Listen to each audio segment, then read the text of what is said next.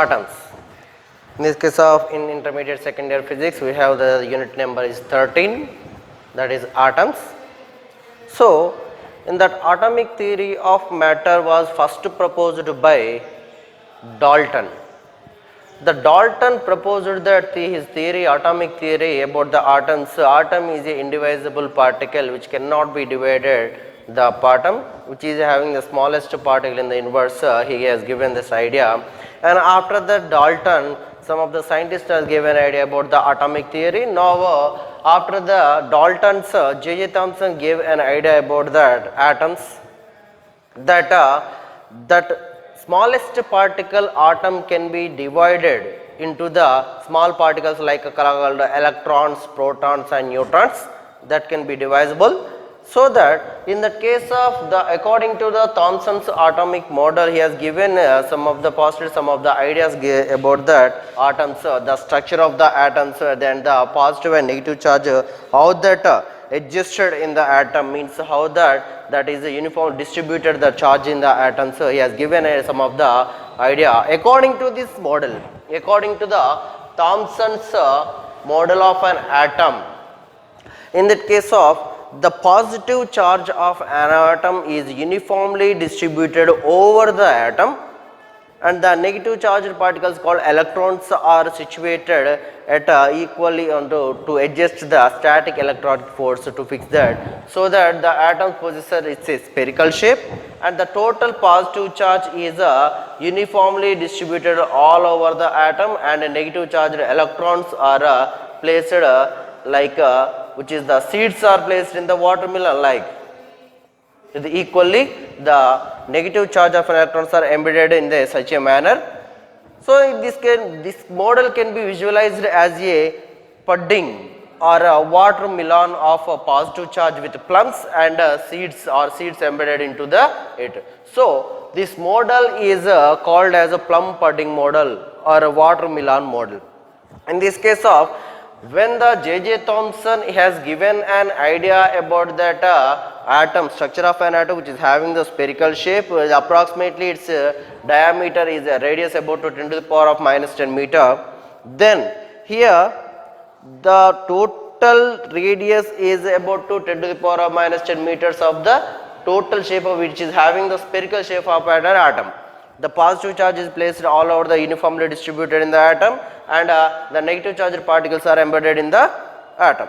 So that in this case of the stability of an atom, he could not explain about the stability of an atom, and as well as whenever the alpha particle is entered, means incident on that atoms, then that alpha particle scattering experiment did not explained by this model or by the Thomson's model of an atom. So that the drawbacks of the J.J. Thomson's model of an atom is he could not explain about the stability of an atom, and as well as he could not explain about the alpha particles scattering experiment. So that we can say that the atom possesses spherical shape about to radius 10 to the power of approximately 10 to the power of minus 10 meters, and which has a positive charge uniformly distributed,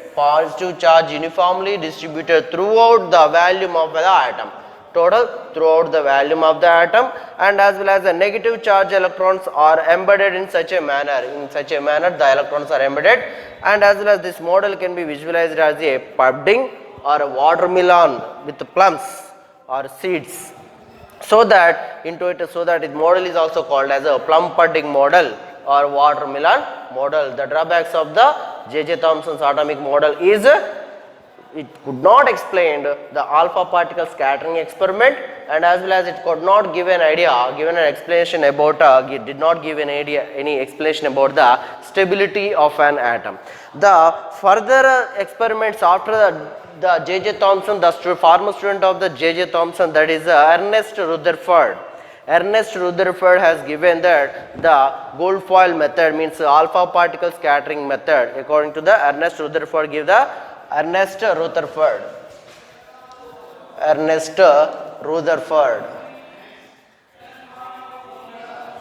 Rutherford given alpha particles scattering experiment. Did the alpha particle scattering experiments, that is the former student of the J.J. Thomson.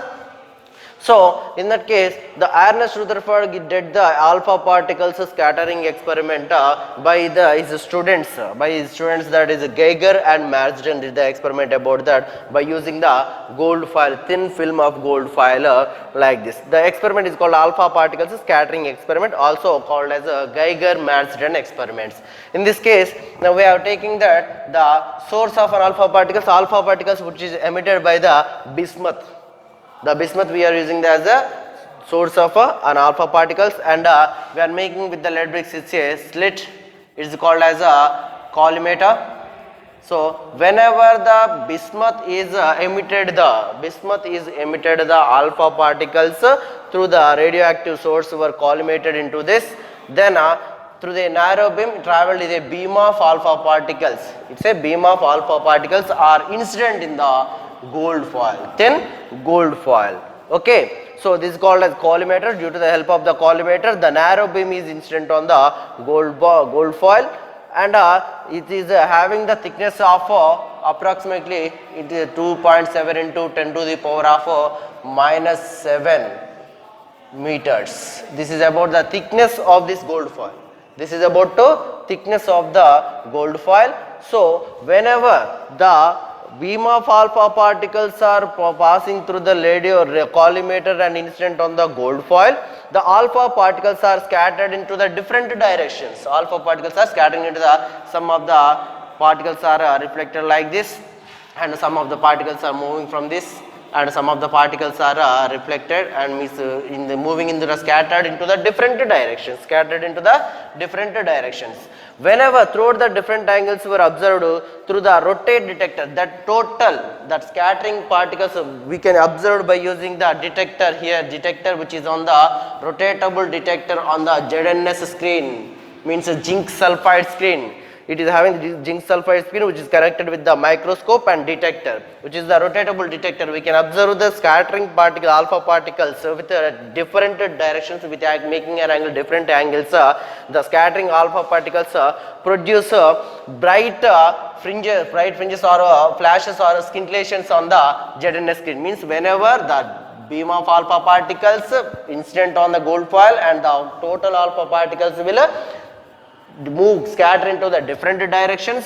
Whenever they are scattered into the different directions, whenever it is incident, we can observe by using the detector which is fixed on the ZNS screen with microscope, and the alpha particles whenever incident on the ZNS screen can give the flashes or scintillations on the ZNS screen. So whenever this is the actual path has to move by the alpha particles, but the particles are scattered with some of the angles with the initial particles, means with initial actual original path. So that here we can say that the angle of theta of deviation of an alpha particle, means the angle of theta of an deviation of an alpha particle from its original place, original direction. So that the theta is called as a angle of scattering. The deviation theta means the angle of theta of deviation of an alpha particle from original direction is called as, this is angle of scattering, means the alpha particle has scattered with an angle theta. So that's why that angle is making an angle with the original direction can be considered as the angle of scattering. So that by the angle of scattering we can say that the angle of theta deviation of an alpha particle from its original path is called as it's angle of scattering. So we can observe that here not all the particles are scattered, not all the particles are traveled through the gold foil, and not all the particles are scattered. Some of the particle has moved slightly and incident on the ZNS screen, and some of the particles are reflected, and some of the particles are scattered. So that here we can say that whenever the particles, means the alpha particles passes straightly to the gold foil, does not affected by any collisions, does not suffered any collisions, so with gold atoms, but only up to 0.14% of the alpha particles are scattered more than 1 degree centigrade, more than 1 degree angle, means more than 1 degree angle, the 0.14 of the alpha particles are scattered. That means say about to 1 in 8000 alpha particles. In 8000 alpha particles, that one particle has scattered more than 90 degrees. Here, which is having that, whenever the light rays is traveling like this, then the light is scattered with an angle of 90 degrees in 1 in 8000. 1 in 8000. 1 in 8000, and also some of the particles are making a theta is equal to 1 degree angle by making an effect 0.14% of the alpha particles are scattered, which is up to 1 degrees angle, and more than the 90 degrees angle scattered by this, it is 1 alpha particle in 8000 alpha particles. So that these are the observations by the gold foiling experiments, means this is done by the Geiger-Marsden experiments, and in case of whenever, so this is about the explanation and about the observations. Once again, a stream of 5.5 mega electron volt, its energy, the 5.5 mega electron volts alpha particles emitted from a source of the bismuth radiated source were collimated into the lead bricks, means a narrow beam of with the help of the lead slit. This is the lead slit, and a beam of a alpha particles incident on the gold foil, so that the collimated beam is allowed to fall on a thin gold foil of thickness, that is 2.1 into 10 to the power of minus 7, means 2.1 into 10 to the power of minus 7 meters will be the thickness of the gold foil. As well as here alpha particles are scattered in different directions, means whenever the alpha particles are incident on the gold foil, then the light rays, means alpha particles is scattered into the all direction different with making an angle different with, by the original direction. The angle made by the scattered particles, the angle made by the scattered alpha particles with the original direction of the alpha particles is called as angle of scattering, means the angle made by the scattered alpha particles with the original direction of the alpha particles is called as angle of scattering, means whenever this is the original path of the alpha particles has to move in this direction, but whenever incident on the gold foil, the angle incidented by the means the light rays alpha particles scattered in this direction with making an angle of theta with the original direction. So that's why we can say that theta be the angle of scattering, so that the scattered alpha particles produce bright flashes, and this will be the ZNS screen, zinc sulfide screen. Whenever the scattered is incident on this ZNS screen, that will flashes and scintillations on the ZNS screen will be happen. The angle of theta means the angle of scattering, the angle of theta of deviation, means the deviated angle is making an angle theta with the original direction of the alpha particle. So that's why the angle theta of deviation of an alpha particle from its original direction is called the angle of scattering. So we can observe some of the things by this experiment is when the alpha particles passes straight through the gold foil, do not suffer any collisions with gold atoms, means we know that the alpha particles are the positive charged particles, means which is having that we can get converted that the positive charge of an helium atom is considered as alpha particles, means positive charge of an helium atom is considered as alpha particles, so that whenever they are incident on the gold foil, only we know that the like charges can repulse and unlike charges can be attracts. Whenever the positive charge is in the gold foil at the center instant, that the light ray is reflected into the same direction, otherwise they whenever they collide with the gold foil atoms, so they by the collision of the gold foil atoms with the same charge they can scatter into some of the direction because of the repulsion.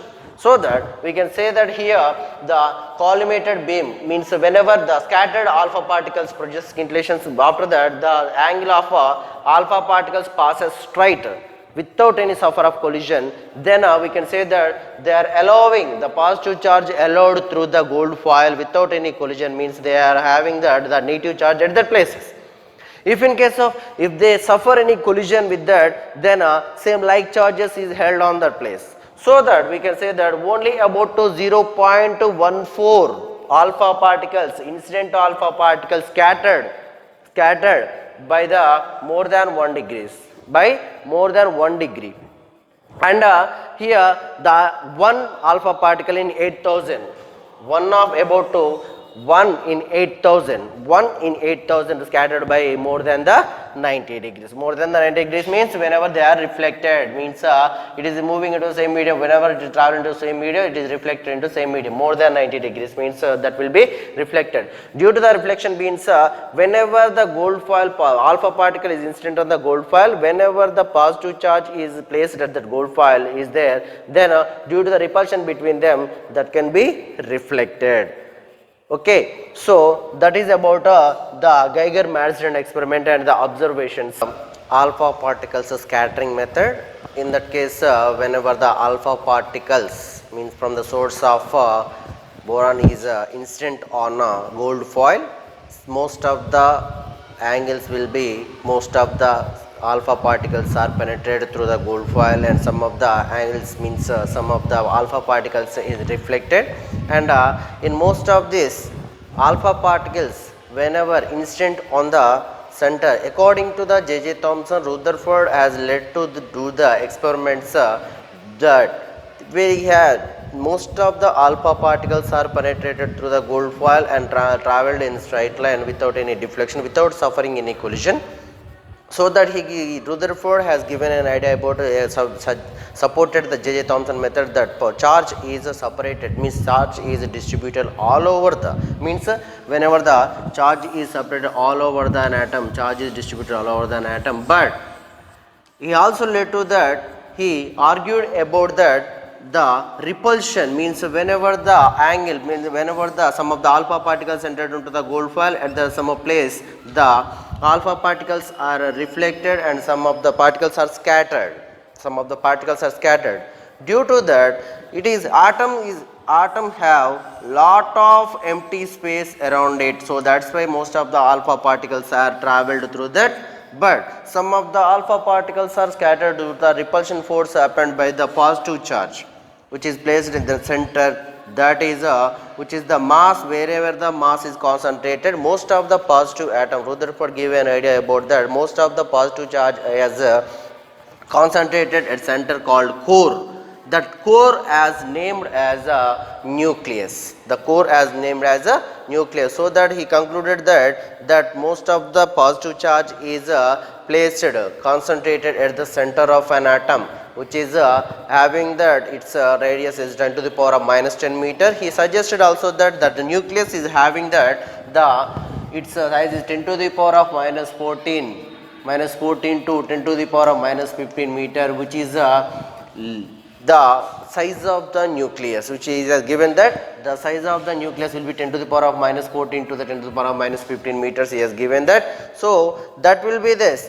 If we compare with the nucleus, the atom is having the more size, that is there the particles means the nucleus is having that positive charge. So that's why whenever the alpha particles are having the incident on that positive charge nucleus, they are due to the repulsion force, they get scattered. So that according to that, the scattering will depends on that the angle of scattering, and also here the closest approach of an alpha particle and impact parameter. Now we are going to discuss about that alpha particle trajectory. Means whenever the alpha particle is penetrated through the sum of the incident on the nucleus, and it is reflected, means with deflected with the angle of 180 degrees whenever it is constant is incident on the center of a nucleus. Because of the repulsion force between the alpha particle is also have the positive charge, we know that, and also nucleus, that most of the positive charge is concentrated at the center core is called as nucleus. So that the repulsion, the alpha particle as a phase suffers with the large repulsive force, so that it is deflected with the angle of 180 degrees. And also whenever the alpha particles are traveling through this, the nearby the nucleus, they get deflected with some less force if we compare with the whenever it is incident the alpha particle at the center. So that due to the deflection, that will be the impact parameter. Means here see that this is considered, this is the target nucleus, this is a nucleus. Whenever the alpha particle is incident on the nucleus, that is deflected, that is scattered with making 180 degrees, near less than the 180 degrees angle that is reflected due to the repulsion force between the both of them, repulsion force between the alpha particle and the positive charged nucleus. So that whenever this is the center of the nucleus, whenever another alpha particle is incident on the nearby the nucleus and it is deflected with some making an angle theta, this theta is the angle of scattering and this will be the velocity vector, initial velocity vector. So that the distance, the perpendicular distance means from this place to this place, the perpendicular distance between the initial velocity vector, the perpendicular distance between the initial velocity vector from the center of the nucleus of an atom. Means here that is deflected with 180 degrees, so that it is having that the large scattering, large repulsive force is experienced by this for the large scattering. This is the less scattered, so that's why it is having the angle of scattering theta is equal to up to pi or 0. If it is small, minimum, the angle of scattering is minimum. So that whenever this is happened, the large repulsive force acting on that alpha particle is having the minimum angle of scattering, as well as whenever the particles which are moving away from the nucleus is also experiences the less repulsive force due to the effect of the positive charge will be less at the some pace. So that's why here whenever the initial velocity vector means the initially it is having the velocity this one, and whenever it is instant on that, whenever it is traveling through the near the it is traveling through the atom and near the nucleus, that will be deflected with the angle of scattering is theta, and its velocity vector will direction of the velocity vector will be in this direction. So if we compare with this, the velocity vector distance will be same, and also if we compare with this, the distance also be same. If we draw the line, then the distance, the perpendicular distance, this is the perpendicular distance. So that the perpendicular distance between the initial velocity vector, this will be the initial velocity vector, and this will be the center of a nucleus, the both the distance between them is called as a impact parameter. Once again, the perpendicular distance of the initial velocity vector of the alpha particle from the center of a nucleus, means the perpendicular distance of the initial velocity vector of alpha particle from the center of the nucleus is called as a impact parameter. Alpha particle which is close to the nucleus will suffer the large scattering, so that it will deflected by the head due to the head-on collision. Head-on collision means directly it is collided with the nucleus. In the head-on collision, the B is 0, means the distance between the initial velocity vector and the center of the nucleus will be 0, because of it is having the same, it is reflected directly. So that's why the initial impact parameter is 0, and its angle of scattering will be, it is a angle of scattering, it rebounds. So that's why angle of scattering will be theta is nearby the 180 degrees, is approximately equal to 180 degrees. If for a large impact parameter, means which is having the large impact parameter, for the large impact parameter, that if in case of the large impact parameter, the alpha particle goes nearly undeviated.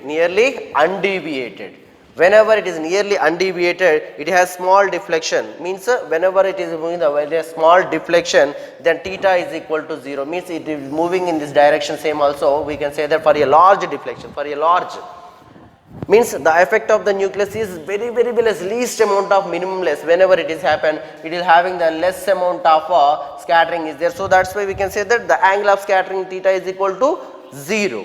So that in case of the Rutherford has given idea about that by supporting the J.J. Thomson, that charge is situated all over the atom, that is positive and negative charge, but he has argued that the positive charge is concentrated at the center of an atom. Core is called, is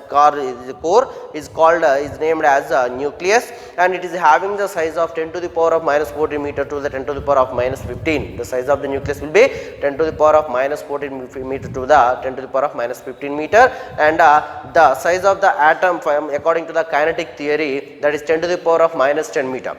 So that here he concluded with analytically, he given and calculated the relation between the angle of scattering and the impact parameter by the equation, that is B is equal to 1 by 4 pi epsilon naught into z e square. Z e square means here is the value. So z e square cot theta by 2 by E means the energy, kinetic energy in all the particles which are traveling through the atom will be having the same kinetic energy. So that here some of the it is having the most repulsive force, so that's why it is having that same kinetic energy also. It is near to the nucleus, so that's why it experiences the large repulsive force, so that's why it will be deviated with a zero angle of scattering, also with the impact theta is equal to pi which is approximately equal to 180 degrees, and its impact parameter will be 0 means minimum. It is having the impact parameter will be large, and the angle of deviation will be 0 means the angle of scattering will be 0. So that he concluded with the equation, that is impact parameter equation, that is B is equal to 1 by 4 pi epsilon naught into z square cot theta by 2 by the energy of an alpha particle. This is the kinetic energy of a alpha particle. So this is about impact parameter. Whenever the positive charged alpha particle travel towards the nucleus, the positive charged nucleus is also having the force which is applies the repulsive force. The closest distance means just to know that the closest distance that can be traveled nearby the nearest distance means consider it's a nucleus, that is positive charged nucleus.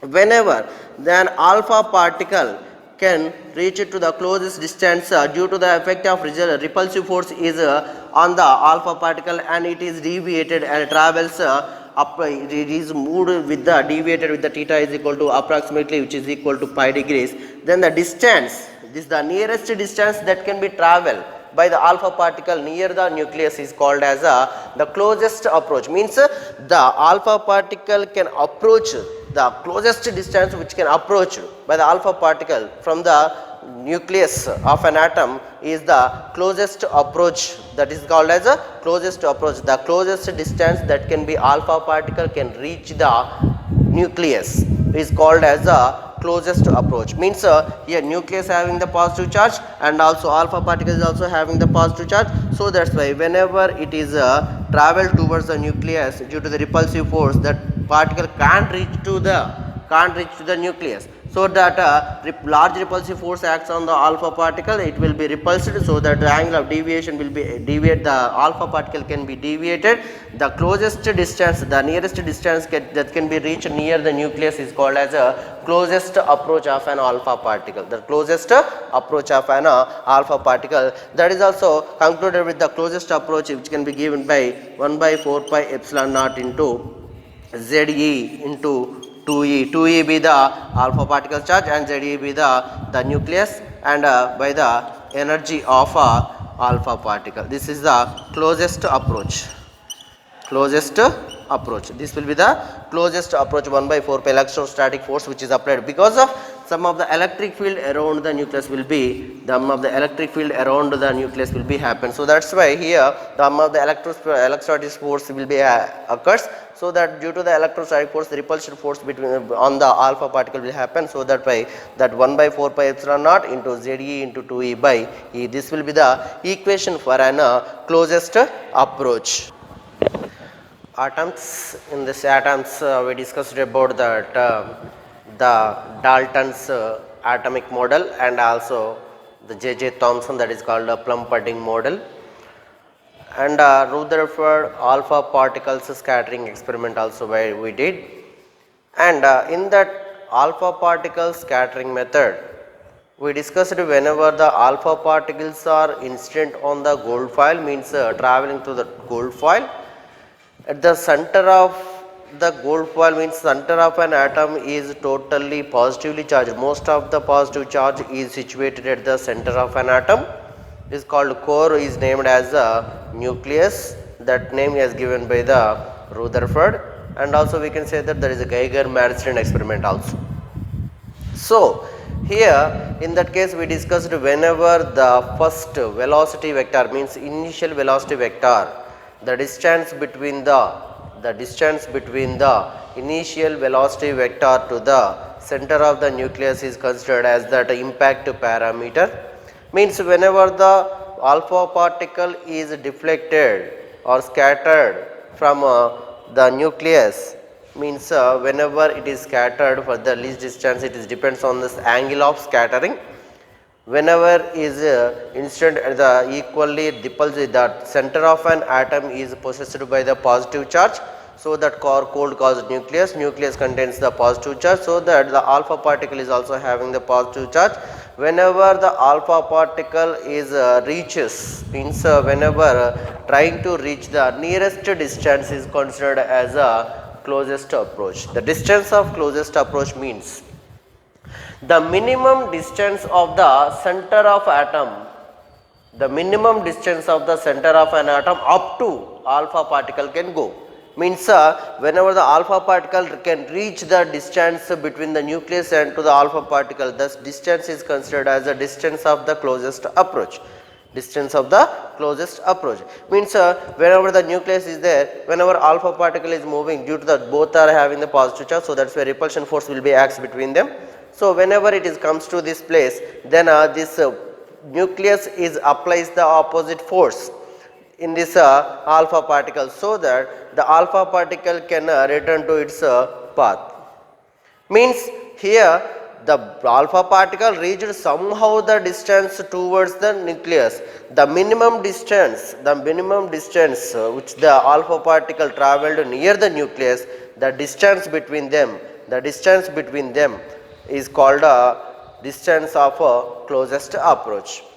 Electrostatic force is acting between them, and the nucleus is applies the electrostatic force on the whatever the particles surrounding in them.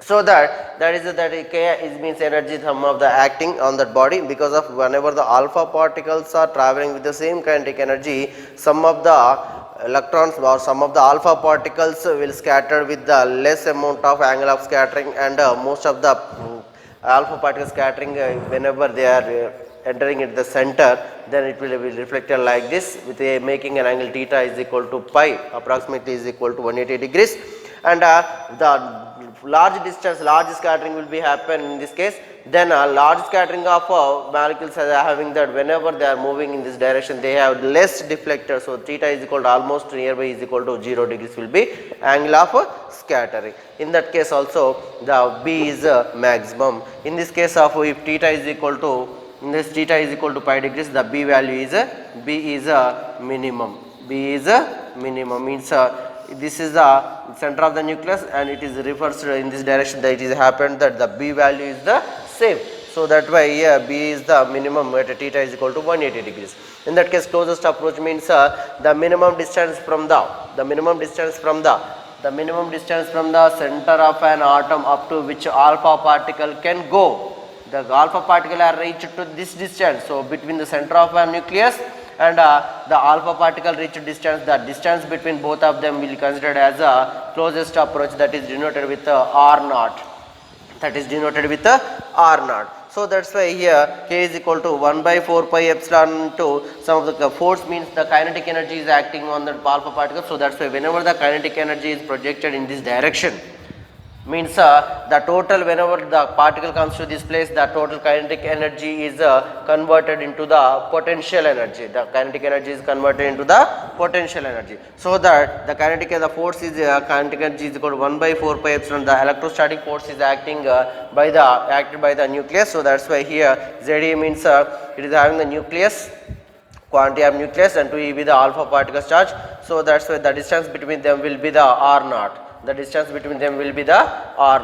So here by the R naught we want to know this, that is 2 ZE square. R naught is equal to 1 by 4 pi epsilon naught into 2 ZE square by K will be the, here K be the kinetic energy of alpha particles. So that this is the equation for the distance of closest approach. Once again, that minimum distance from the center of an atom up to which alpha particle can go. How much the nearest distance that alpha particle can go towards the near the nucleus is called as a distance of closest approach. By using this alpha particle scattered experiment, by doing the alpha particle scattering method by the Rutherford, some of the postulates has given by the Rutherford. some of the postulates given by on the basis of the alpha particle scattering experiments. When according to the Rutherford's alpha particle scattering method, he has given some of the postulates, that mean to say the model, Rutherford's nuclear model of the atom. Then he has given about more information about the nucleus and about the electrons. Means the earlier the Dalton has told that that is a atom is a indivisible particle. After the after Dalton, J.J. Thomson has given that the atom can be divided into the electrons, protons and neutrons also. So electrons, protons and neutrons, we can divide that particle. So that way after Rutherford did that, the arrangement of the atom, means whenever J.J. Thomson has told that the total positive charge is distributed all over the equally uniformly on the atom, and the negative charge particles are placed like seeds of a watermelon. So that after the J.J. Thomson experiment, Rutherford has given that this model also known as the planetary model of the atom. Rutherford's planetary model of an atom also, which can be said that he has given some of the postulates. Let us discuss about the postulates of Rutherford's nuclear model of atom. On the basis of alpha particle scattering experiment, Rutherford proposed an atomic model. By doing the experiment, whenever the alpha particles is incident on the gold foil, some of the particles are scattered, some of the particles are penetrated towards the gold foil and incident on the ZNS screen and form the scintillations, means sparkles. Means there is some of the particles which are entering into the gold foil from the center of an atom, that will be reflected, means they suffer large collision, head-on collision is also done. In that head-on collision, the particle is moved into the same direction, in opposite direction, with making angle of scattering theta is equal to 180 degrees. So that by doing that experiment, he has given some of the postulates. Here, most of the mass and entire positive charge is concentrated at the center of the atom, at core is called nucleus. Means here, whenever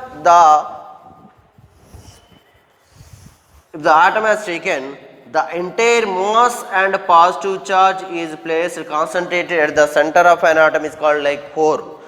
Every atom consists of a thin layer, teeny point is called core. The total positive charge of an atom and total mass of an atom is concentrated at the center of an atom, that is called core, named as a nucleus by the Rutherford. So the size of the nucleus is of the order of the size of the nucleus is given that 10 to the power of minus 15 meter, and it is very small whenever it is compared with the atom of size of an atom, that is 10 to the power of minus 10 meter. The size of the nucleus is 10 to the power of minus 15 meter. Whenever it is compared with an atom, it is very small.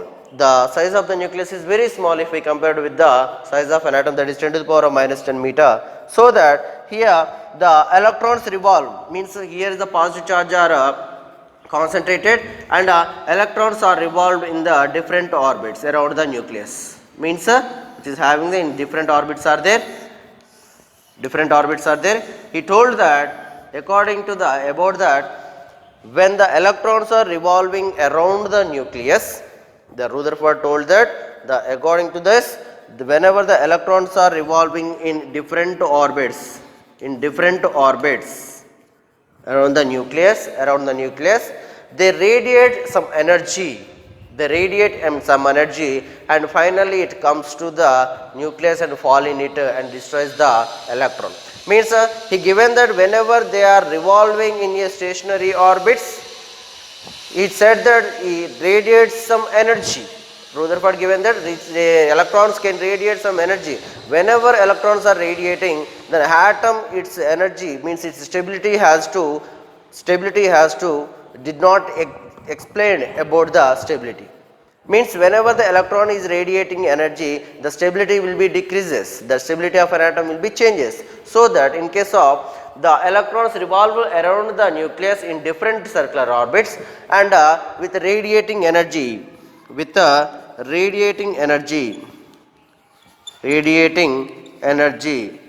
in the orbits, in the orbits, and they finally comes to the nucleus and fall it and destroys the electron. Means here whenever the electrons revolving around in a different orbits, if the electron to revolve, some of the centripetal force is required by an electron to revolve for revolution.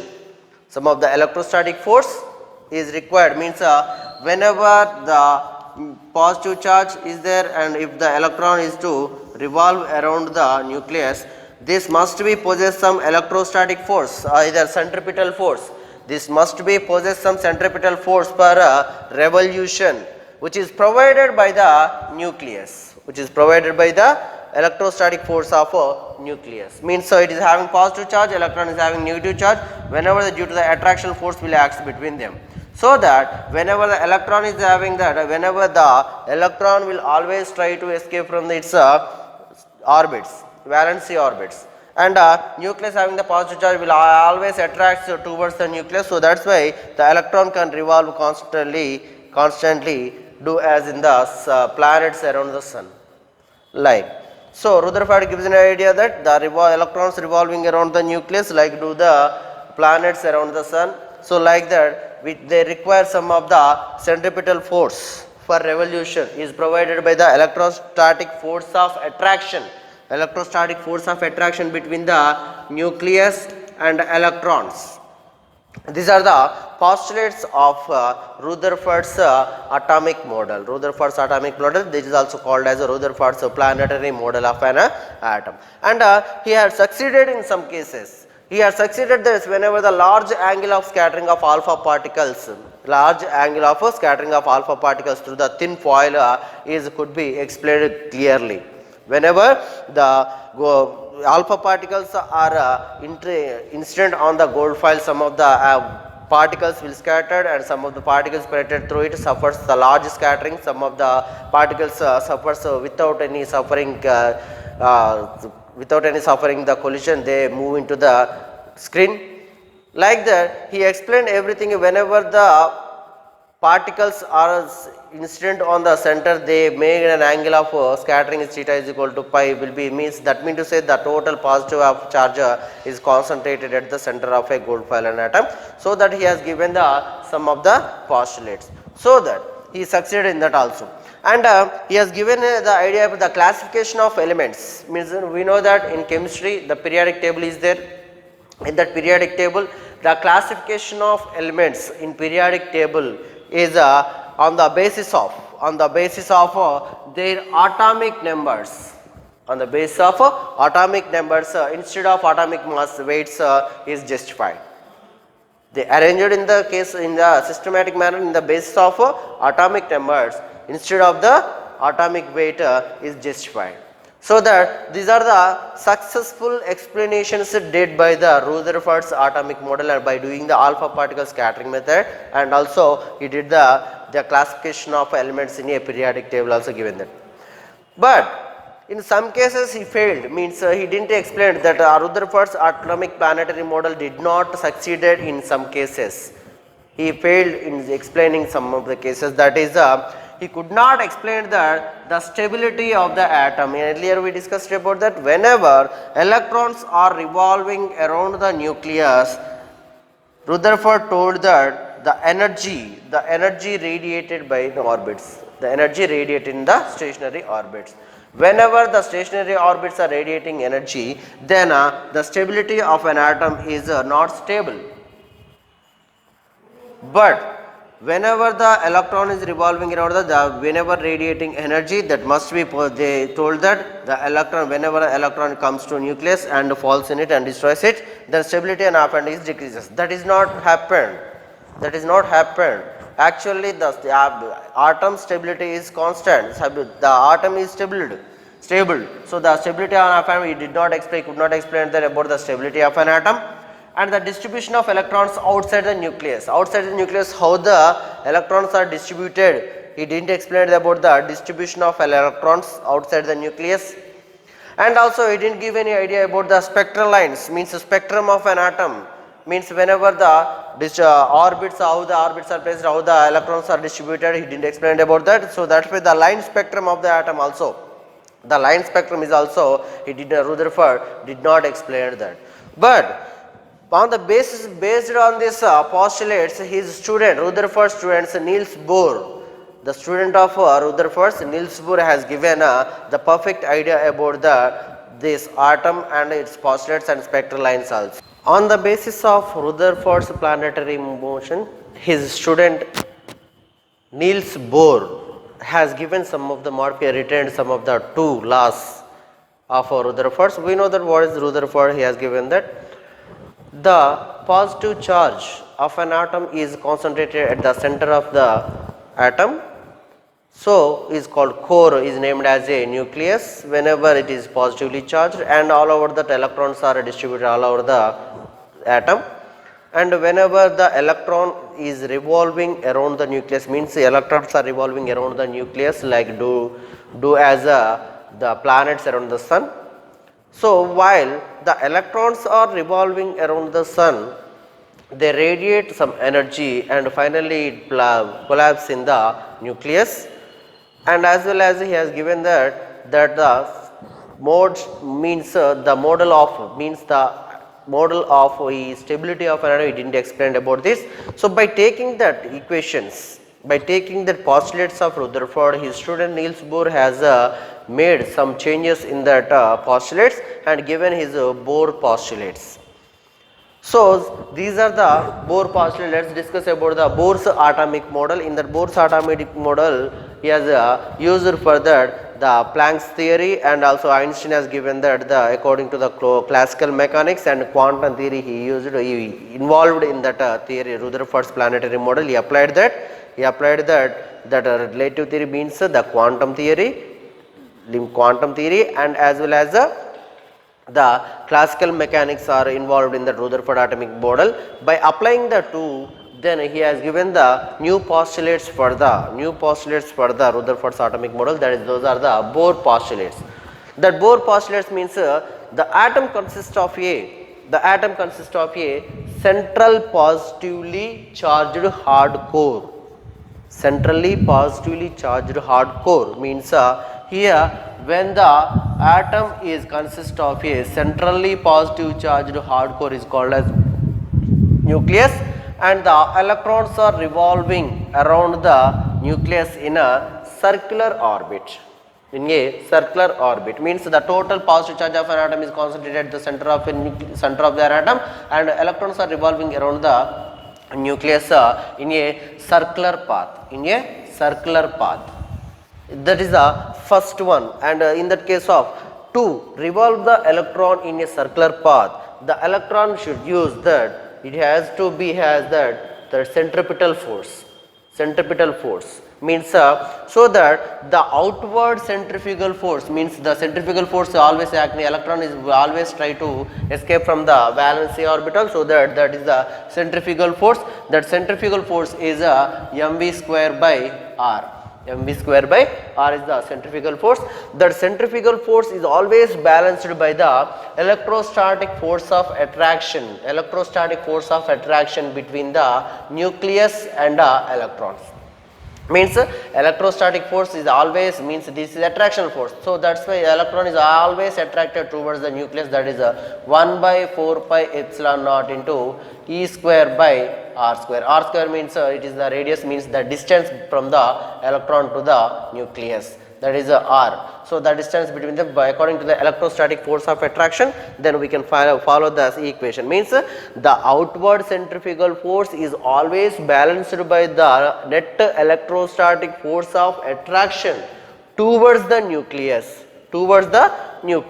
Those are that mv square by r is the centrifugal force, and 1 by 4 pi epsilon naught into E square by R square be the net electrostatic force of attraction. So whenever both are balanced each other, then the electrons constantly can revolve around the nucleus in a sum of the orbit, in a circular orbit. He has given the Bohr given this idea. Means the equal amount of centrifugal and centripetal electrostatic force is acting on the electron, so that this can be revolve in a constant orbit. So only those orbits are possible for which the orbital angular momentum of an electron is equal to, means here those which are the orbits are possible, which orbits are possible for which the orbital angular momentum is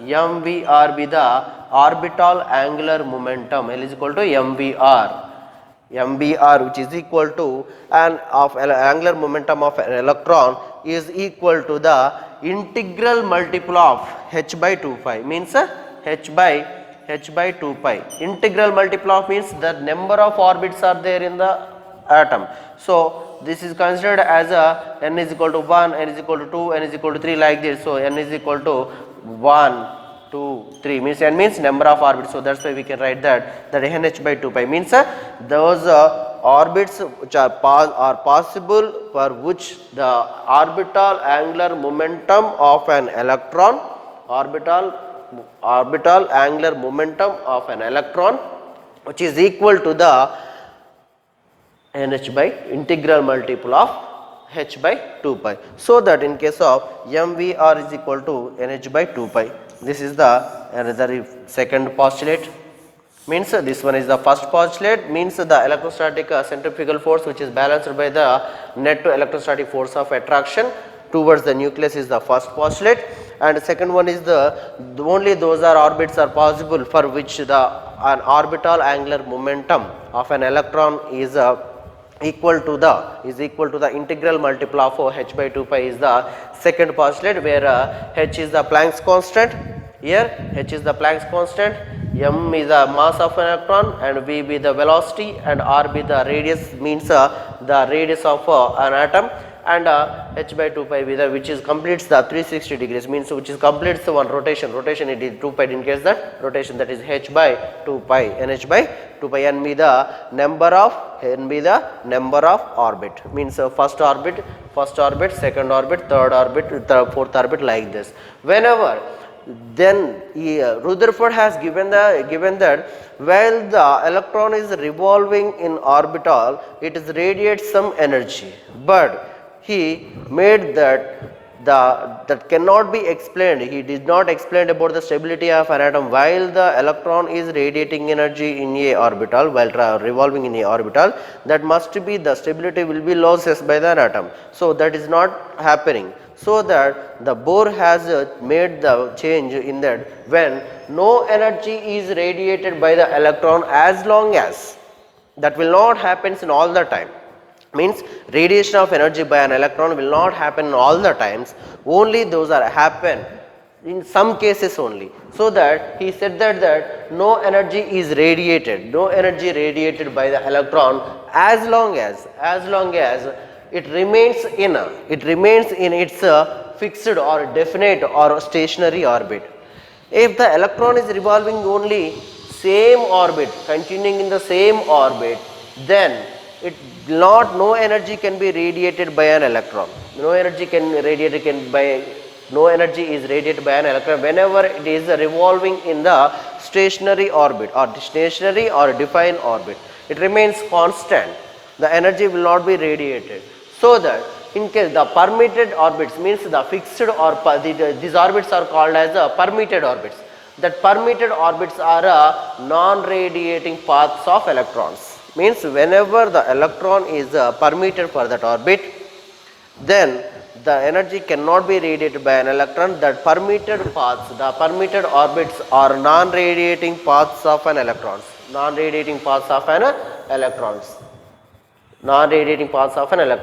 That is the third postulate, and the fourth one is the radiation energy takes place. Means we know that Rutherford has given that electrons radiate an energy while in the orbits, but Bohr given an idea that will not possible in all the cases. That will happens in some cases. In that case of when the radiation energy takes place only when an electron jumps from one permitted orbit of high energy, means whenever it is containing different number of orbitals, when the electron jumps from the high energy orbital, means a permitted high energy orbital to the another orbit of lower energy, another orbital of lower energy, then energy can be radiated. Energy can be radiated means it loses some energy. Energy can be radiated means whenever the electron jumps from the energy of radiation takes place only when an electron jumps from one permitted orbit of higher energy to the another permitted orbit of low energy. Means that the energy of high energy means considered as E2 and this will be E1, means the difference of energy is radiated and must be quantum of energy is equal to h nu, which is equal to h nu. So that we can say that E2 minus E1, the difference between the two energy levels, which is equal to h mu, which is equal to h mu. Mu means the change in frequency, we can say that the frequency of the electrons here. So these are the Bohr postulates. Bohr postulates has made some changes in the Rutherford's planetary model and given some of the postulates.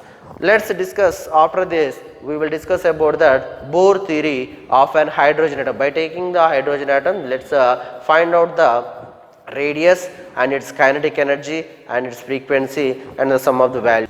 Atoms. In atoms, we are going to know about that Bohr theory of an hydrogen atom.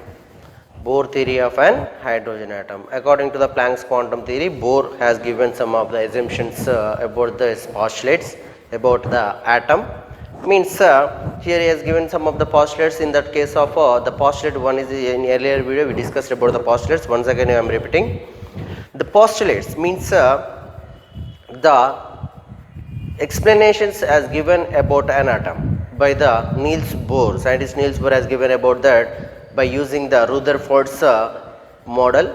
By using the Rutherford's model, he has given the some of the postulates. Those are, the first one is whenever electron is revolving, means the positive charge is placed in the center of an atom.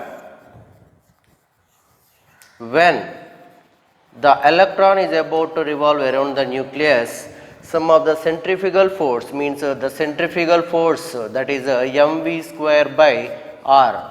The centrifugal force is balanced. The centrifugal force is balanced with the net electrostatic force of attraction towards the nucleus.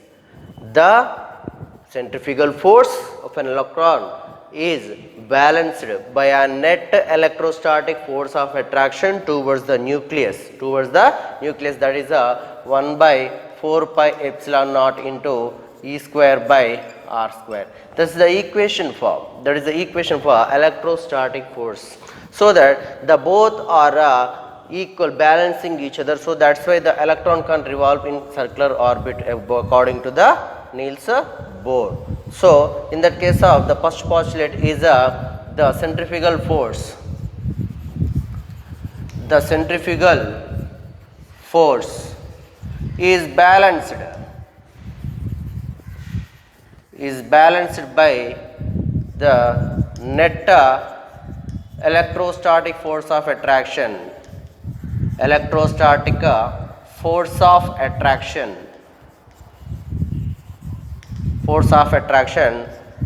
towards nucleus. So that the electron can revolve constantly in the orbit. So that's why here we can write that 1 by 4 pi epsilon naught into E square by R square, that is equal to mv square by R. First, this is the considered equation number 1. The next one is the second postulate. This is the first postulate, and the second postulate says those orbits which are possible when the electron is revolving around the nucleus in a fixed or stationary orbit. There is no energy is radiated, means those are the orbits are possible, those are stationary orbits are possible whose orbital angular momentum, the orbital angular momentum orbital angular momentum of those orbits are possible, those orbits are possible is in integral multiple of is equal to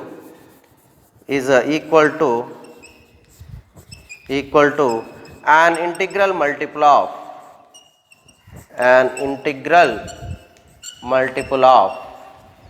h by 2 pi. Here h is the Planck's constant. Niels Bohr has given that by using the Planck's quantum theory and classical mechanics is involved in Rutherford's postulates, and he has given that some of the postulates about that. So that's why we can write that mvr is equal to nh by 2 pi. Here is the n is the number of orbits, so that we can say that 1, 2, 3 up to so on. These considered say equation number 2. So by using these equations we can write that from the equation number 2 we can possible that Bohr has clearly calculated the radius and energy and speed of energy means the radius of the orbit and also speed of an electron of the orbit and as well as the total energy of an electron he has calculated successfully calculated. So that's why by using these equations we can write that. And also Bohr has given his postulates the electron cannot radiate any energy while it is revolving in a possible orbit, means a fixed orbit. It's a definite orbit, is called as a stationary orbit. Whenever it is remains constant in the stationary orbit, no radiation energy, means there is no any energy radiated by the electron. But it will possible when electron jumps from higher energy stationary orbital to the any lower energy orbital, then the energy can be radiated by an electron. So in that case, to find out the radius of an orbit,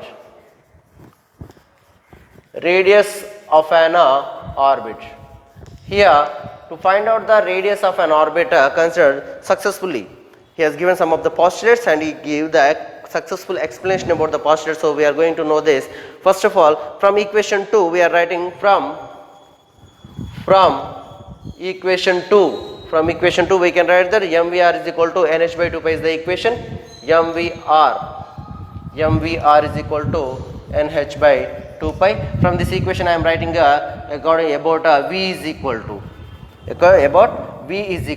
So that's why from v is equal to, whenever m and r taken to this side, that will become so nh by 2 pi mr. So we are substituting v value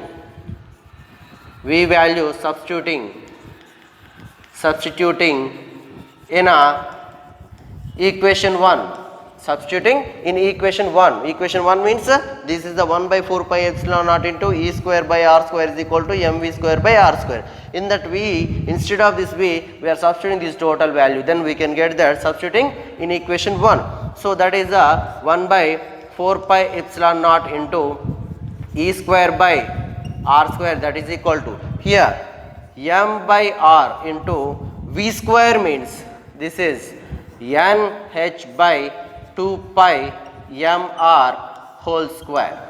Here instead of v we are writing that nh by 2 pi mr in the equation number 1, that is 1 by 4 pi epsilon naught into E square by R square is equal to mv square by r. By substituting this equation, then we can find out the radius of an orbit. So we are squaring totally from 1 by 4 pi epsilon naught into E square by R square is equal to m by r into, here I am substituting inside the square, so n square h square by 4 pi square m square into r square, here this.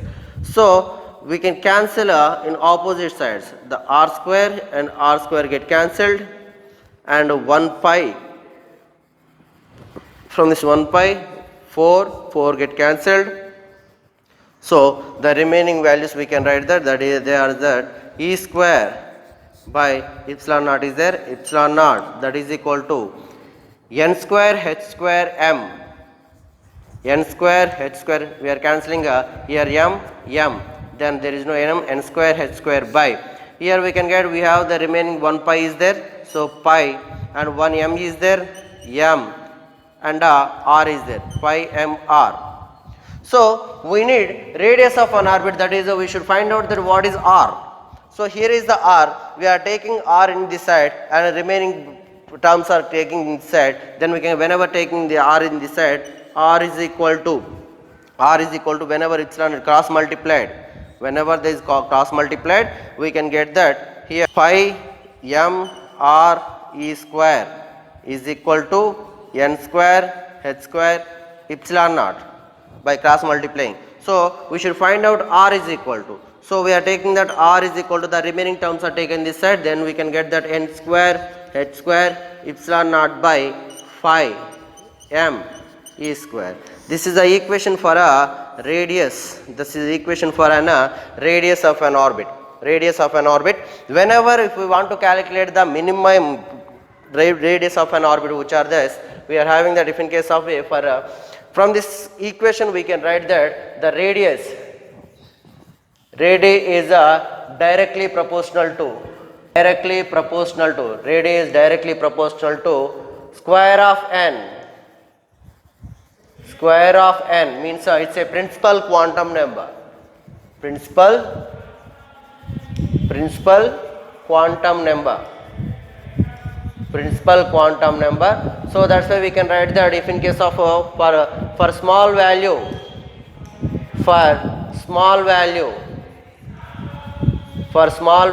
n is equal to 1, for small value n is equal to 1, we can write that here by substituting the values and Planck's constant h and the constant values, by substituting the constant values we can get that totally the r1 is equal to the less, for small value n is equal to 1, then first the lower inner orbit is having that 0.529 into 10 to the power of minus 10 meters will be the radius of an orbit, for small value n is equal to 1 orbit, first orbit which is near to the nucleus.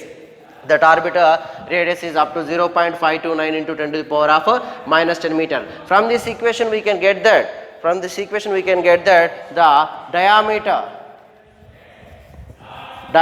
of a nucleus, we can get that from the diameter up to 10 to the power of minus 10 meter will be the diameter of an atom. We can calculate the, by using this, whenever we will calculate the radius of an atom, that is r radius of an orbital, r is equal to n square h square epsilon naught by phi m e square. Once again, from equation 2 we should write that the velocity v is equal to nh by 2 pi mr by taking the terms inside, then the substitute this v value in the equation number 1, then from that by the calculation we can get that r is equal to n square h square epsilon naught by phi m e square. Here mass is the mass of an hydrogen atom, E is the charge, and at the same time n is the number of orbits, h is the Planck's constant, epsilon is the permittivity. So here pi is the constant numbering, we can say that is r is equal to n square h square epsilon naught by phi m e square be the equation for an radius. The radius is directly proportional to the square of an n, means here n is the principal quantum number. For least value of ray orbital, that is n is equal to 1, then we can get that 0.529 into 10 to the power of minus 10 meters will be the radius of least orbital. Then from that value we can calculate that the diameter of an atom, that will be 10 to the power of minus 10 meters.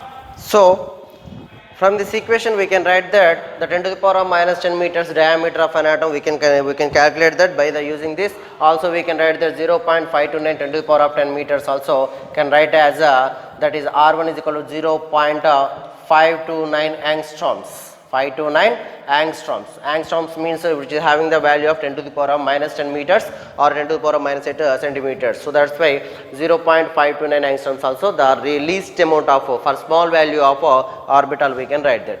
So by using this, the next one is the radius of an orbit. Now Bohr already successfully calculated the radius of an orbit and as well as speed of an electron in orbit. So now we are going to discuss about velocity of an electron or speed of an electron, we can write that. So here from the equation we have that from equation number 2, that is mvr is equal to nh by 2 pi. Already we know that from the equation number 2 is from equation number 2. From equation number 2 we are writing that here mvr is equal to nh by 2 pi be the equation number 2. So we already have the equation for this. R is equal to n square h square epsilon naught by phi m e square be the radius of an orbit. So that's why here we are substituting the value of radius of an orbit in the equation, that is r is equal to, because of m v, r is equal to the value is n square h square epsilon naught by phi m e square is equal to nh by 2 pi.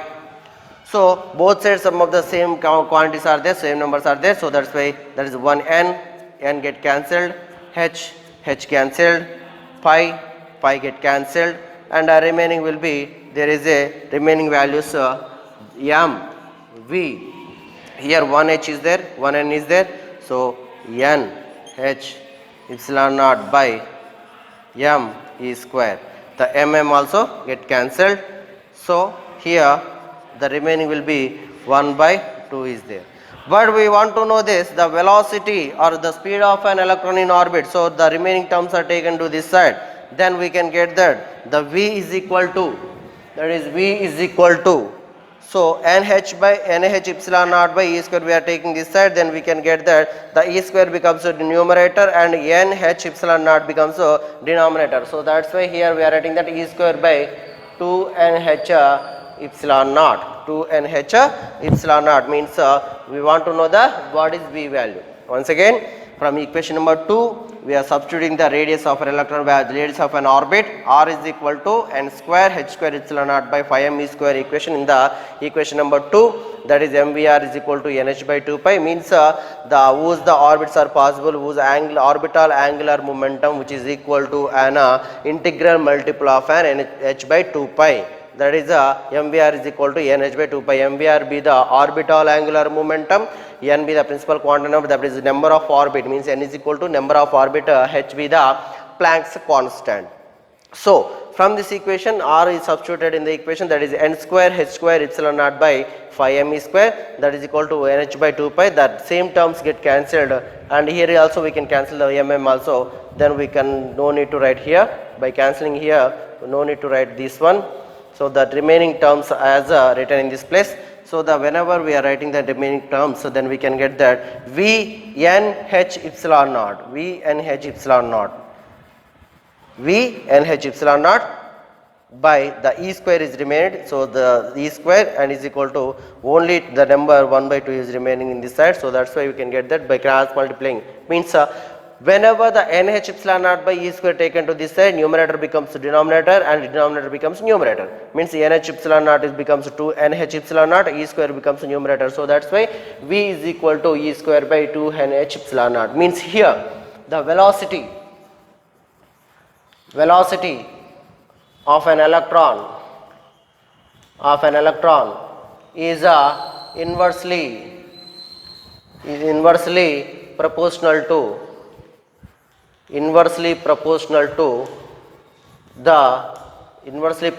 to n, means whenever the velocity of an electron is inversely proportional to n, means whenever the innermost orbital having the less velocity, and means the n is equal to, if you have the less number then velocity will be less, and which the n value is more, the number of orbits is more, while increasing the velocity of an this velocity of an electron will be decreased in the orbit. So velocity of an electron is inversely proportional to n. We can get that v is inversely proportional to n by containing that e square by 2h epsilon naught is a constant. So again, so from this equation we can write that, we can find out that whenever the electron is revolving in a stationary orbit, it contains some frequency is there. So frequency, the frequency we can write that f is equal to 1 by t, f is equal to 1 by t. So So that is equal to, we can write that F is equal to 1 by 3, that is V by 2 pi R with the equation for the frequency. F is equal to V by 2 pi R. How we get this equation? From that, we know that F is equal to, we know that omega by 2 pi from the angular velocity. So from this equation, V is equal to R omega, we know that V is equal to R omega. From that, omega is equal to V by R, we can get by substituting this equation V by 2 pi R, we can get. So by this equation, frequency is equal to V by 2 pi R.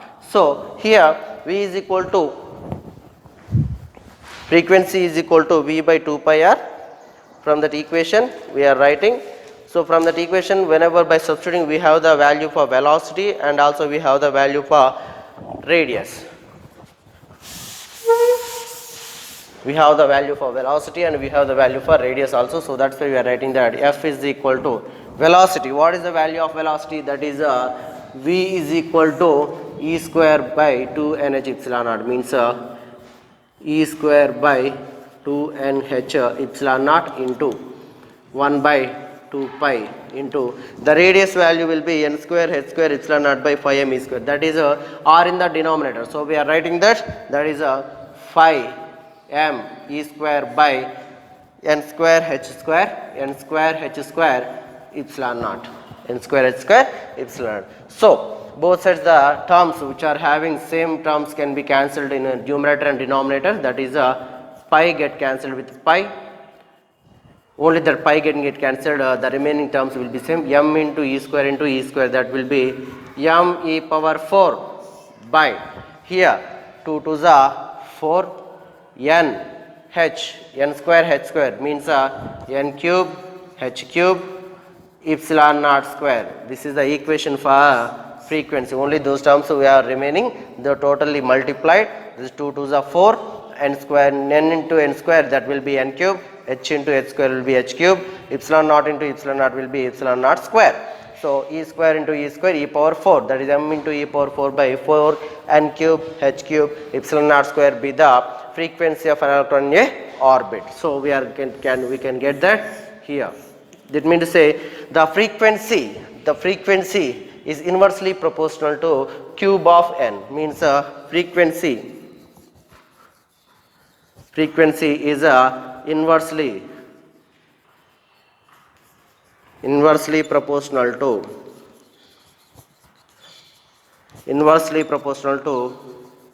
cube of n, cube of value n. So this is about the frequency. The next one is, whenever the Bohr given the idea about, he has given the successfully calculated the radius of an orbit and as well as the speed or velocity of an electron in orbit and frequency. Now we are going to know about the energy of an electron in the orbit.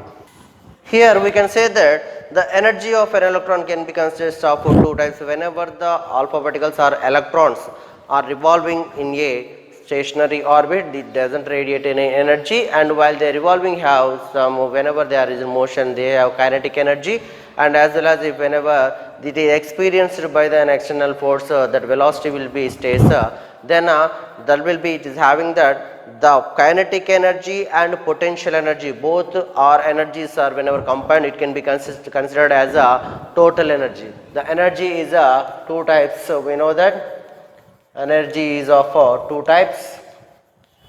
The first one is kinetic energy. The second one is potential energy. So the first one is kinetic energy.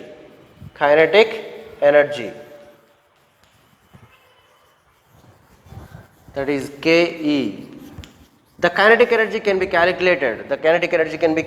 We know that the kinetic energy is equal to half mv square, means the energy possessed by an electron while revolving around the nucleus. It possesses some energy. That energy is considered as a kinetic energy of an electron. So in that case we know that the velocity of an electron is there by substitute in the equation v is equal to e square by 2 nh epsilon naught. So that's why the kinetic energy, which is equal to half m into v square, means we are substituting that e square by 2nh epsilon naught, since V is equal to E square by 2nh epsilon naught. From the equation of velocity we are substituting. From that equation, kinetic energy, which is equal to, here square is there, so by square is calculated inside, then we can get that m into e power 4 by 2 into 4, 2 to the 4. So from that equation, 1 by 2 into 4n square h square epsilon naught square. By calculating, we can get that kinetic energy, which is equal to m into e power 4 by 2 4 the 8 n square h square epsilon naught square. This is the equation for kinetic energy. Kinetic energy is inversely proportional to the square of n. This is about kinetic energy. The next one is potential energy. Potential energy means the potential energy of an electron per a charge of an electron is considered as potential energy.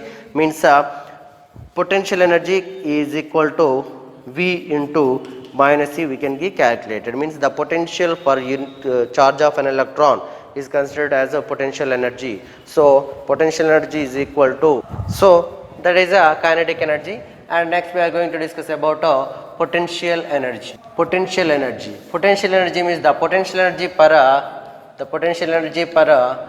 charge of an electron, that is minus E, because of electron having the negative charge, so that's why we can get that V into minus E.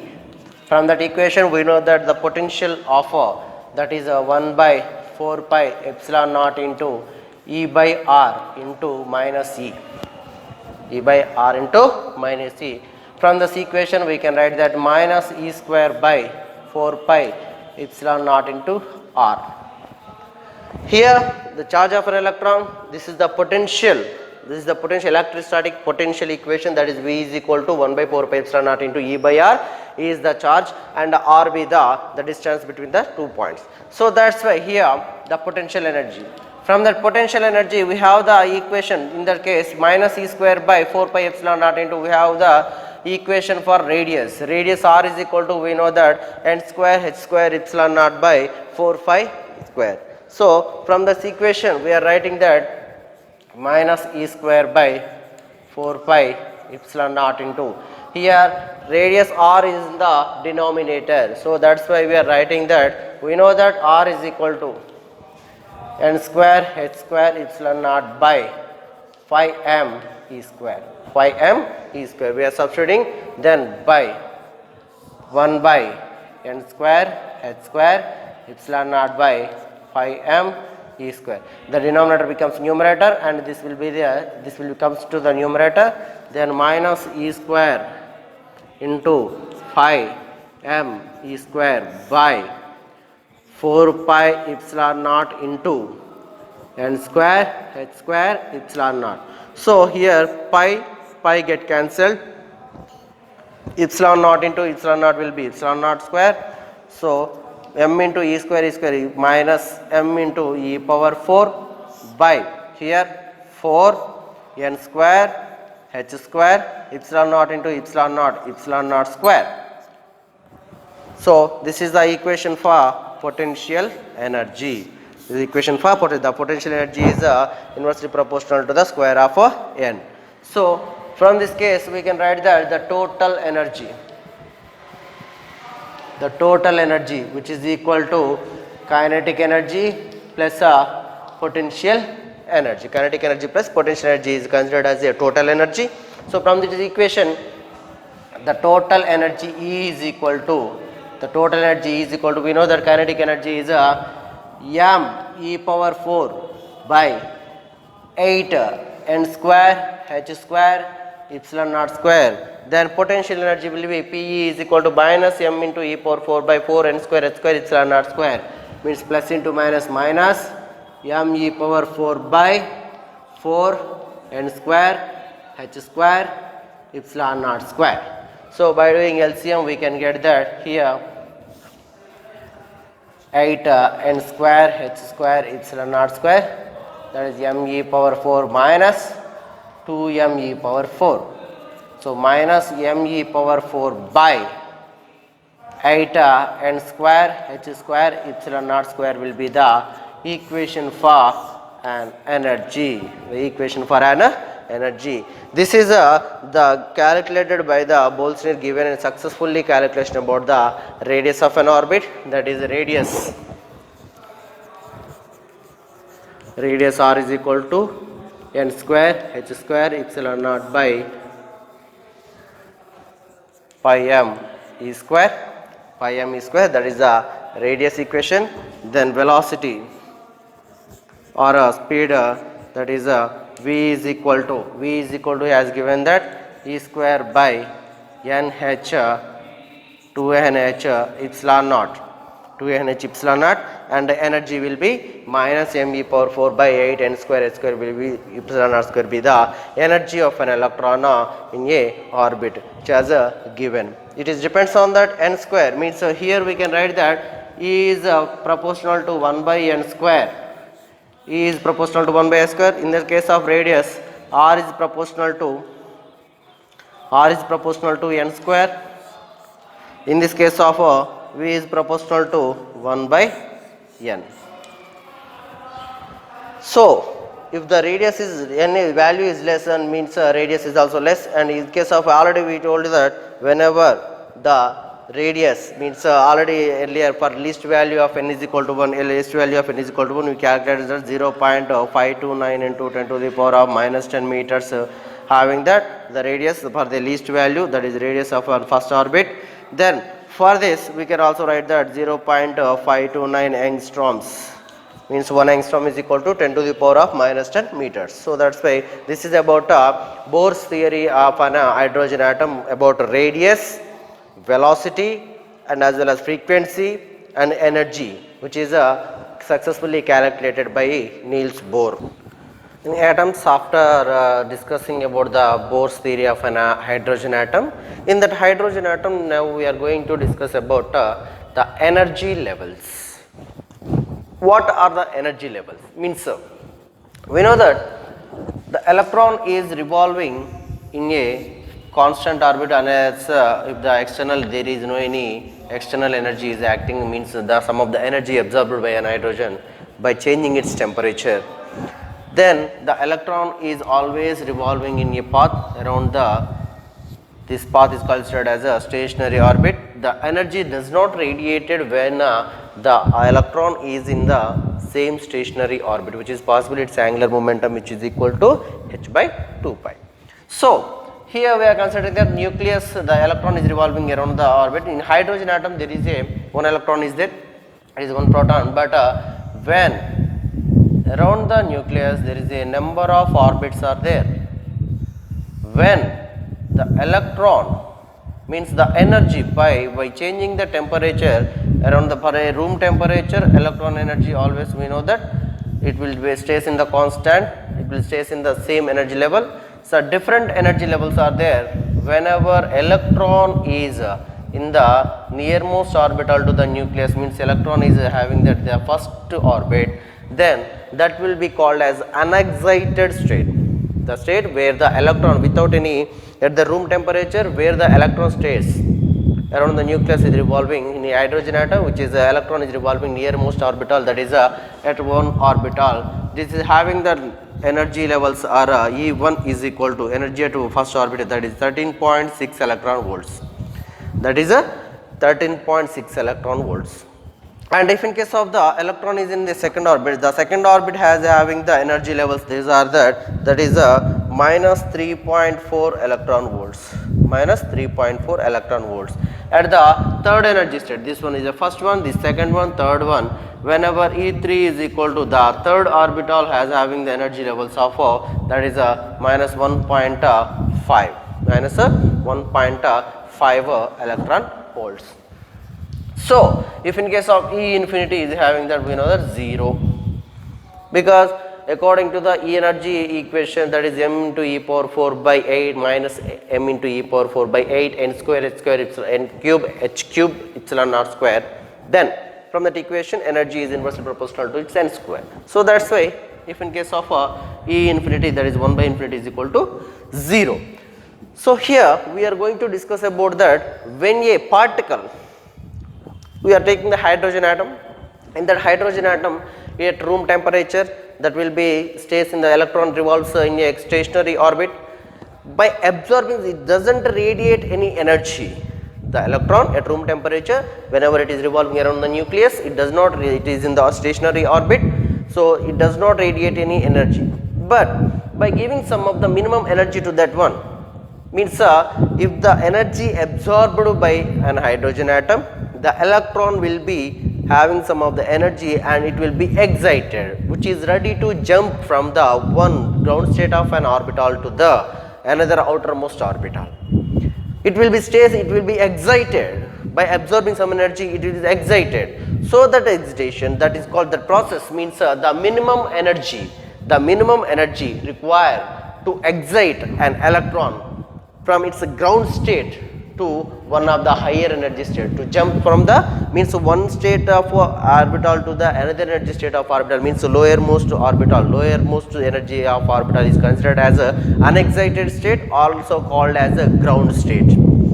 When the electron is are in the ground state, by absorbing some of the energy, the minimum energy required to an electron to move from the lowermost orbital, that is ground state of an orbital, to the ground state of an orbital to the outermost of high energy orbital, the minimum energy is called as a excitation energy.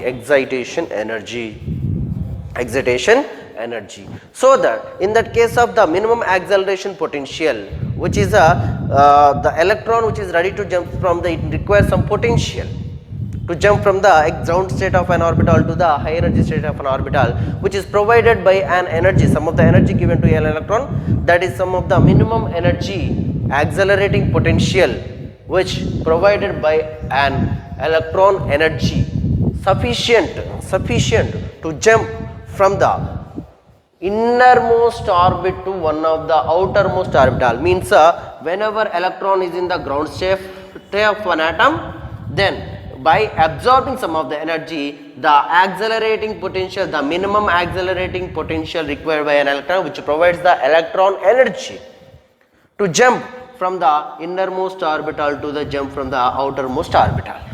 Whenever the electron has to jump from the outermost orbital, that required potential is called as that accelerating potential is called as excitation potential. Excitation potential means the amount of energy required for an electron to move from the one ground state of orbital to the another highermost orbital, higher energy orbital, that will be the minimum amount of energy required is called as excitation energy, and the minimum accelerating potential required, which provided by an electron energy, is sufficient to jump from the innermost orbit to the outermost orbital, is called as that potential is called as excitation potential. So that we know that the whenever that is which is equal to the E1, and the difference between the two energy levels, means whenever it is jumps from the innermost orbital to the outermost another orbital, whatever the excitation is, the secondmost orbital or thirdmost orbital or infinity orbital. So by taking the values here, whenever in case of the hydrogen atom is jumps from the innermost orbital to the next orbital, means E1 to the E2, means whenever the difference between the whatever the energy levels, what are the energy levels, means the amount of energy required, that is E is equal to E2 minus E1, then minus 3.4 is the second energy state, which is having the energy levels, that is minus 3.4, and ground state of an atom, means ground state, whenever the hydrogen is in the ground state, that energy levels are will be the minus 13.6 electron volts. By calculating this one, we can need 10.2 electron volts, means 10.2 electron volts energy required by an electron to jump from the innermost orbital, means ground state of orbital to the ground state of an atom orbital to the high energy orbital, means secondary orbital, secondary high energy orbital. So that here whenever the ground state of an atom is considered as when at room temperature the electron stays in the nearmost orbital. When the energy is absorbed by an atom, the electron which absorbs by an atom, some of the energy is absorbed by electron, then it jumps from the lowest orbital to the high energy orbital, means it jumps from lowest energy levels to the highest energy levels. energy levels. Means that high energy excited state is not a constant state, it will be decreased. Means the energy is almost all immediately it will be decreases, and it will again it will comes to the ground state. This will be not the fixed state, it's a temporary state, it will not constant, so that's why it will immediately it will comes to the ground state of an atom. Means whenever electron is in the state, by absorbing if the atom is absorbed some of the energy, it will be the atom is excited, that is called as excited state. And if the body comes to same position, means by absorbing, while the electron is jumps from the high energy orbital to the low energy orbital, it radiates some of the energy in photons, some of the photons is emitted. So that is equal to h nu, which is equal to h nu. So that's why we consider that in the Bohr's postulates, the difference between the two energy levels, which is equal to number of photons, that is h nu. So here hydrogen atom, which is required, that the excitation energy is the minimum energy required to excite an electron from its ground state to one of the higher energy states is called as excitation energy. And the minimum accelerating potential which provides by an electron energy is sufficient to jump from the innermost orbital to the another one of the highermost orbital is called as excitation potential. So this is about excitation potential. Then if we come for the ionization energy and potential, what is meant by the ionization energy? Means simply we can say that if the electron which are revolving in a valency orbital, that is revolving due to that the centrifugal force, whenever it is having the centrifugal force which is balanced by the electrostatic force of attraction, we know that the net electrostatic force of attraction is balanced by that centrifugal force. So that if we give some of the energy, that electron is always tries to escape from an valency orbital, so that's why the electron can jumps from the valency orbital by giving some of the energy. So that the minimum energy required to liberate or to remove an electron from its outermost orbital is called as ionization. Means here the phenomena of removal of an electron from its outermost orbital is called as ionization. And also the minimum energy required to remove the electron from its valency orbital is called as ionization energy. Ionization energy means some of the energy which is required is always try to escape from the valency orbital. So that if we give more energy to this, then more than the net electrostatic force, that electrons will excited, and due to that the excited state, means by removal of an atom from the excited state, if in case of the energy which is required to remove or we can say that the energy required to excite an electron to escape from the valency orbital, that is called as ionization energy. So that here the energy required to removal of an electron from an atom from the outermost orbital is called as ionization potential. If we require that, if in case of if E infinity is equal to 0, we know that which is required from the ground, whenever it is in ground state of an atom, that is 13.6 electron volts. So if we want to, what ionization energy will be, E is equal to E infinity, means E infinity minus E1, that is whenever we can get that 0 minus 13.6 electron volts, that is the same amount of, which is whenever the electron is in the ground state, the same amount of energy which is required to liberate an electron from the valency orbital. This is about ionization energy, means the potential, the minimum accelerating potential which is provided by an electron energy to liberate an electron, to liberate the potential required by an electron is called as which is provided by an electron energy is called as ionization potential. In Bohr theory of an hydrogen atom, we discussed about the ionization energy and potential and excitation energy and potential. So in that case of the minimum energy required to liberate or to remove an electron from its outermost orbital is called as the ionization energy, and the minimum accelerating potential which provided by an electron energy to liberate an electron or to remove an electron from the outermost orbital is called as a ionization potential.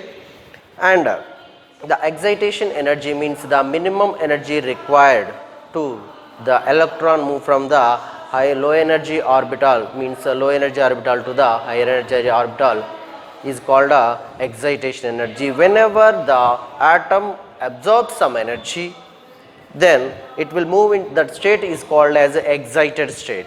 The state is called as a excited state. Excited state is not a permanent state, means which is not constant, and after some time the atom will comes to its electron comes to its ground state. What is meant by the ground state? Ground state means whenever the electron, means nucleus is applied the electrostatic force of attraction on the electron, which is the centrifugal force of an electron is balanced by the net electrostatic force of attraction. Whenever the electron revolves in the room temperature, is considered as it's a ground state of an atom. Then by absorbing some energy, the electron will jump from the low energy orbital to the lower energy of orbital, stationary orbit, to the higher energy orbital. That will be the excited state. Then only that is called as a excited state of an atom. So in that case, we discussed about that energy levels also in the line spectra of hydrogen atom. What is meant by the line spectra?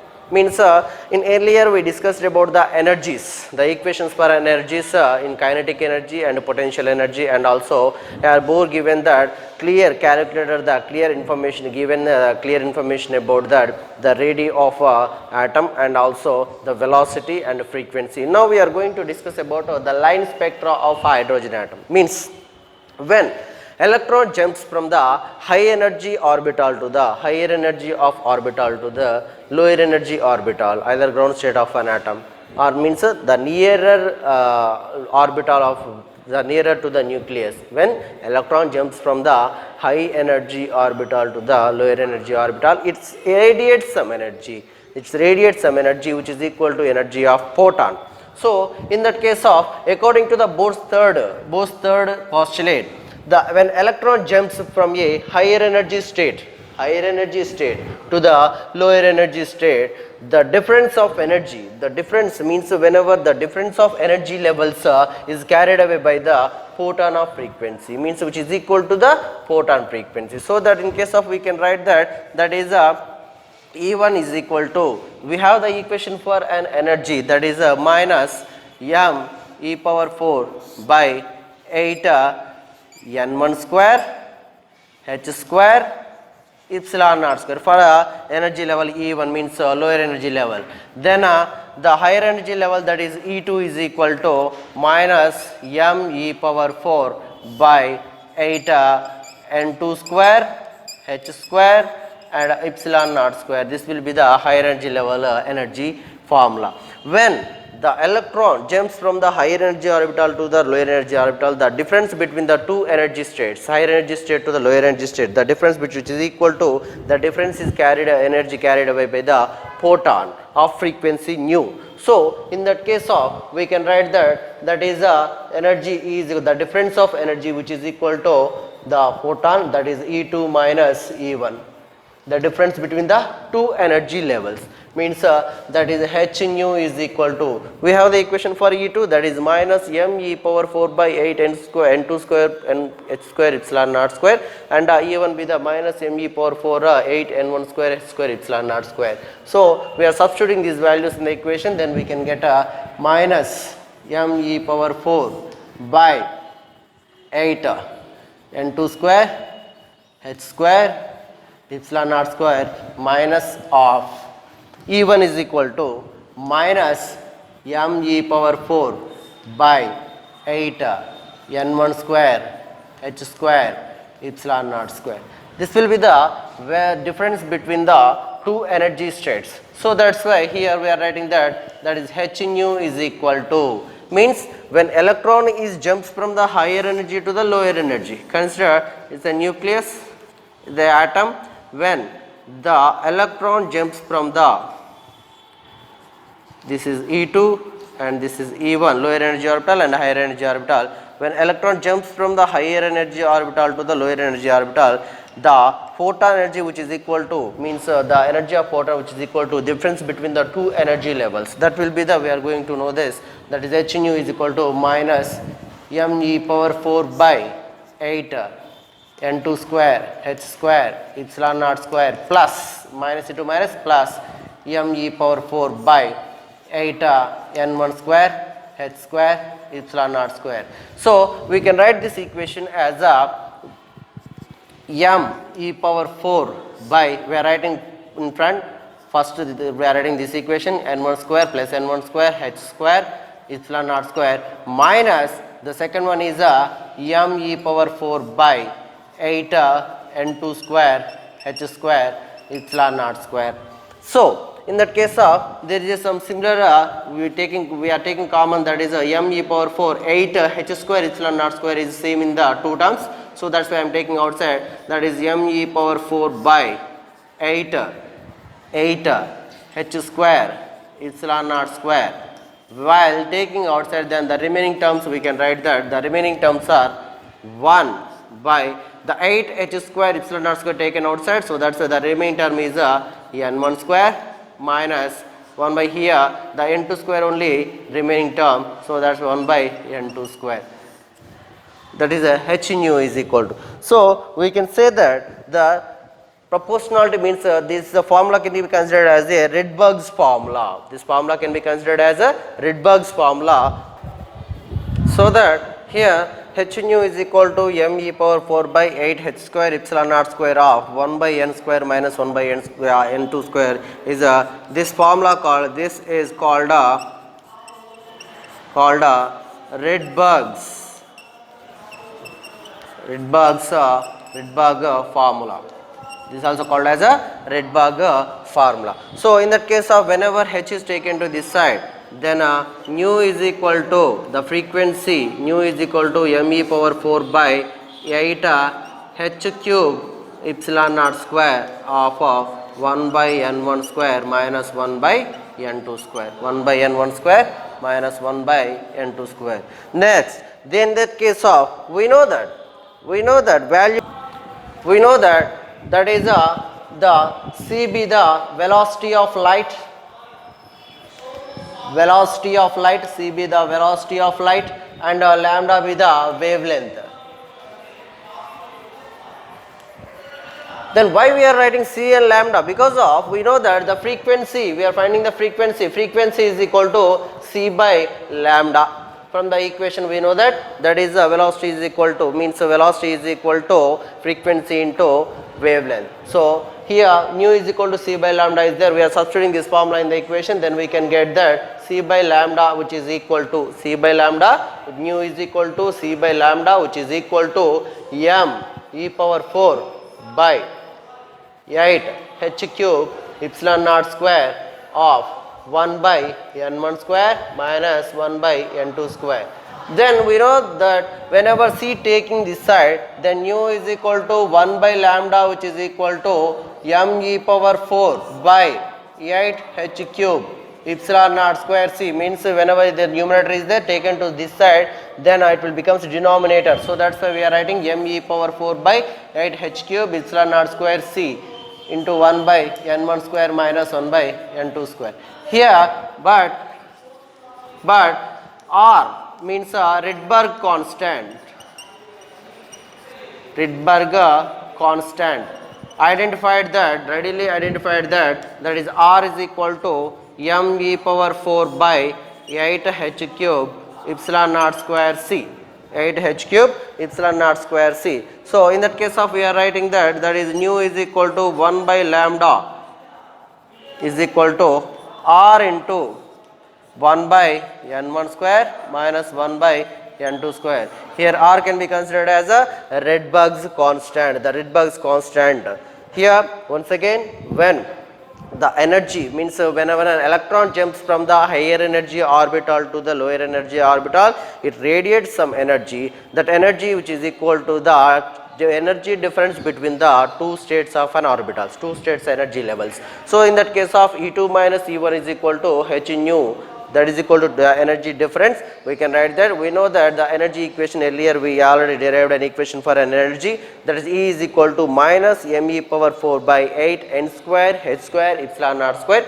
By substituting the higher energy state equation and lower energy state equation, both are the same.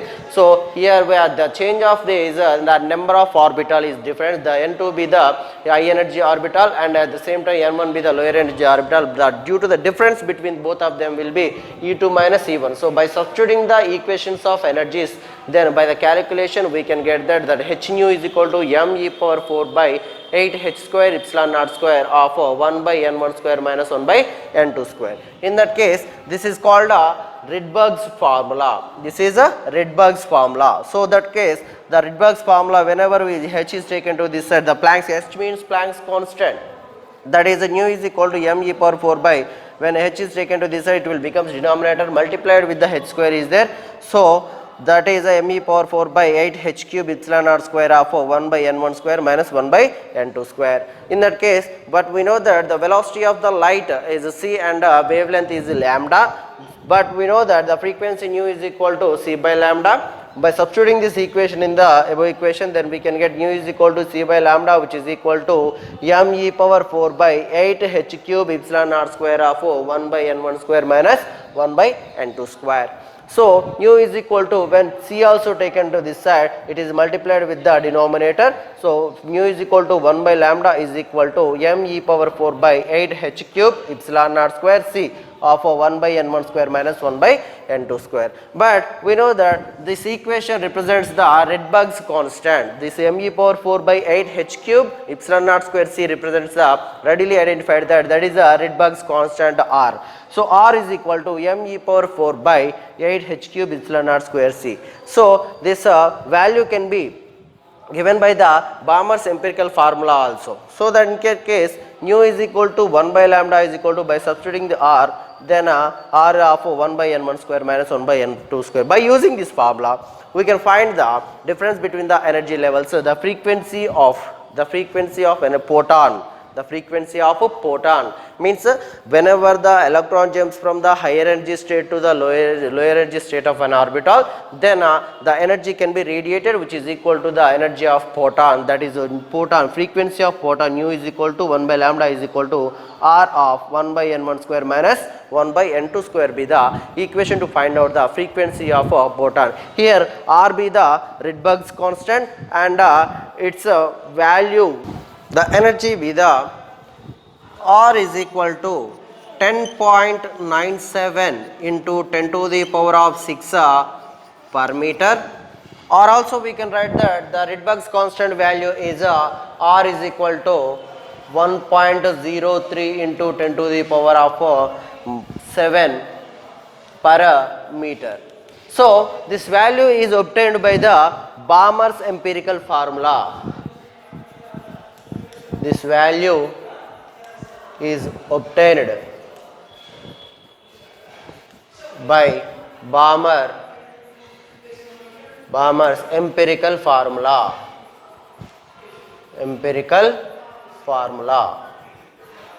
And also this is the equation for, that is mu is equal to 1 by lambda. Here mu is considered as a wave number. The wave number, which is equal to reciprocal of wavelength, is equal to, this is the general expression. This is the general expression to find the, this is general expression. This is a general expression to find out the wave number, which is reciprocal, which is equal to reciprocal of its wavelength. General formula or general expression for the wave number. Wave number means, we know that frequencies means wave number per, we can take the wave number per the time period. So that's why here wave number is equal to wave number which is equal to reciprocal of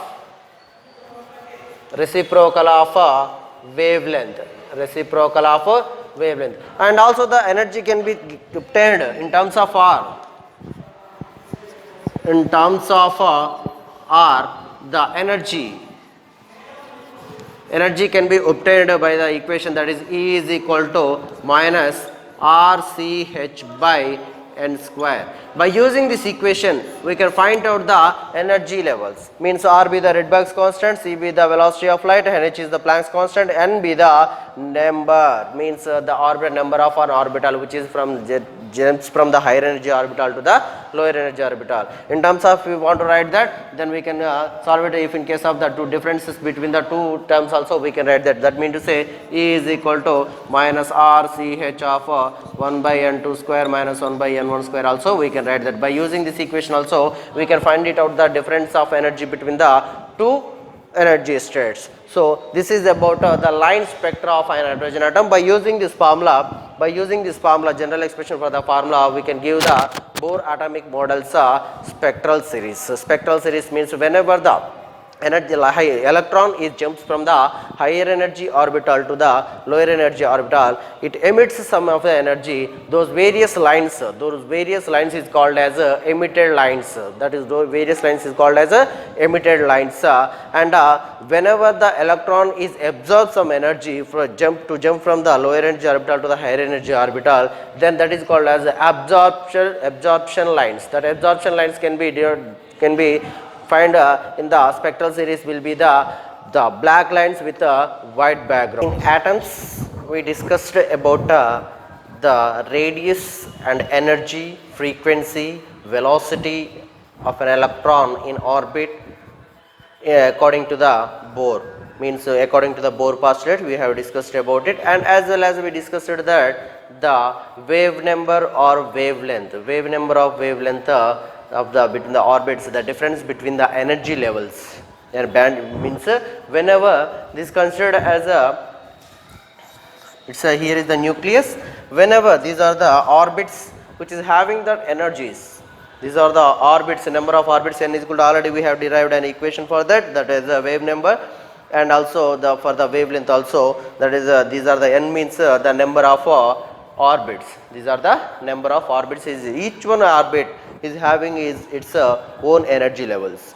So that when the electron is jumps from higher energy orbital to the lower energy orbital, it radiates some energy. So that in case of, we have discussed about that energy difference between the two orbitals, which is equal to energy of photon. That is E2 minus E1 is equal to h nu be the equation for that. Already we have derived an equation for that, and also the wavelength number, that is here nu is equal to 1 by lambda, which is equal to R of 1 by n1 square minus 1 by n2 square. This will be the equation whenever n2 be the higher energy level and n1 be the lower energy level. We have discussed about it. So that here, according to the many scientists are given about that, give the experimental calculator that about the spectral series, but the Bohr has given the explanation about the theoretically explanation about the spectral series of an hydrogen atom. Here is that the spectral series of an hydrogen atom. In that case of, there is a 6 of spectral series are there derived from by the Niels Bohr, has given name for the Niels Bohr. When higher these are there, the first one is a Lyman series.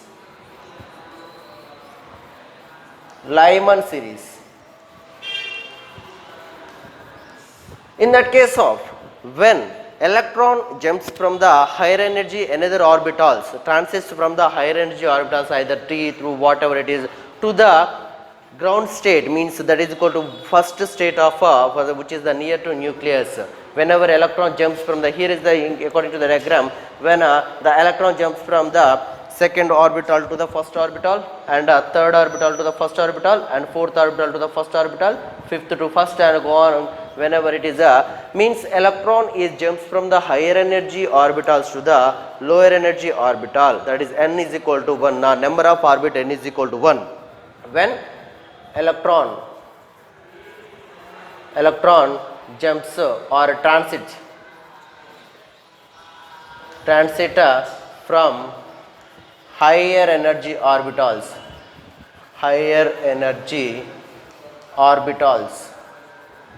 orbitals to the orbit of n is equal to 1, n is equal to 1, means that means to say n1 is equal to 1, and according to this n2 means the higher energy orbital 2, 3, 4 up to so on. Whenever the high energy orbitals, that is n1 be the lower energy orbital, means from the higher energy orbitals to the electron transits to the lower energy orbital, that is named as a Lyman series. The spectral series is considered as the spectral series are considered as a Lyman series. It will lies, it can't be visible with the naked eye, according to this cannot visible with the naked eye, but it can be taken the photograph, means it can be photographed, it can be but it can be photographed, it lies in a ultraviolet region in the spectrum, in the spectrum. So whenever electron transits from the higher energy orbital to the lower energy orbital, we have given that n1 is equal to 1 and n2 is equal to 3, 4, means the wave number and wavelength in a Lyman series. Is the equation is nu is equal to 1 by lambda, which is equal to r into 1 by n1 square, means that is 1 square minus 1 by n2 square. n2 square means here n2 is 2, 3, 4 up to so on, the higher energy orbitals. So it is discovered by the Lyman, so that in behalf of this Lyman, it is named as a Lyman series according to the Niels Bohr. So that's why here we can say that by applying this, the number of orbitals, we can derive an equation. We know that r is equal to 1.093 into 10 to the power of 7 per meter. 10 to the power of 7 per meter value. By substituting this value, we can find out the wave number and wavelength between the two energy orbital levels. So this is about a Lyman series. The next one is second one is a Balmer series. This is the important series in the Bohr theory, because of to find out the hydrogen levels, we will use that in this series. It is also lies in the ultraviolet region, but here up to 4 lines which can be discovered, which can be visible, divisible and at the same visible. And also in case of Balmer series, so we can say that is H alpha, H beta, H gamma, the series like that. H alpha, it can be called as H alpha, H beta, H gamma, like that, because of to find out the hydrogen levels around the sea and around the atmosphere. Also we can use that the H alpha spectra will be more visible than this will be the more H alpha be the used for to know the hydrogen levels in the orbitals, means according into the sun, around the sun or around the atmosphere, this H alpha spectral series will be used in this Balmer series. When electron jumps from the higher energy orbitals to electron transit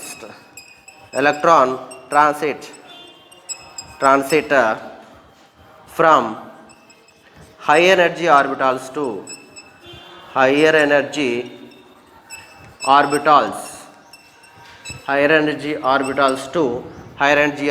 to the orbit of n is equal to 2, means here when from the higher energy orbital, the electron jumps into the second orbital, and so that in case of these 4 lines can be visible and the remaining will be real to ultraviolet region, we can't see that one. So here according to the Balmer region, we can know that H alpha, it can be named as H alpha, H beta, H gamma, H delta, like that. So that here H alpha be the useful food to know the hydrogen levels around the sun or around the atmosphere. We will use the H alpha in this spectrum. So that in the Balmer series, whenever the hydrogen electron jumps from the air energy orbitals to the second rays of orbital, second number of orbital, then that series is considered as a Balmer series. Balmer series. So in that case, in case of Balmer series, we know that whenever electron jumps from the higher energy orbital to the lower energy orbitals, so the four lines in a spectrum, four lines in spectrum are visible. Four lines on spectrum visible, and in that Balmer series only 29 lines are detected. 29 lines are detected. 20 lines detected, and it will also goes to ultraviolet region. Ultraviolet region.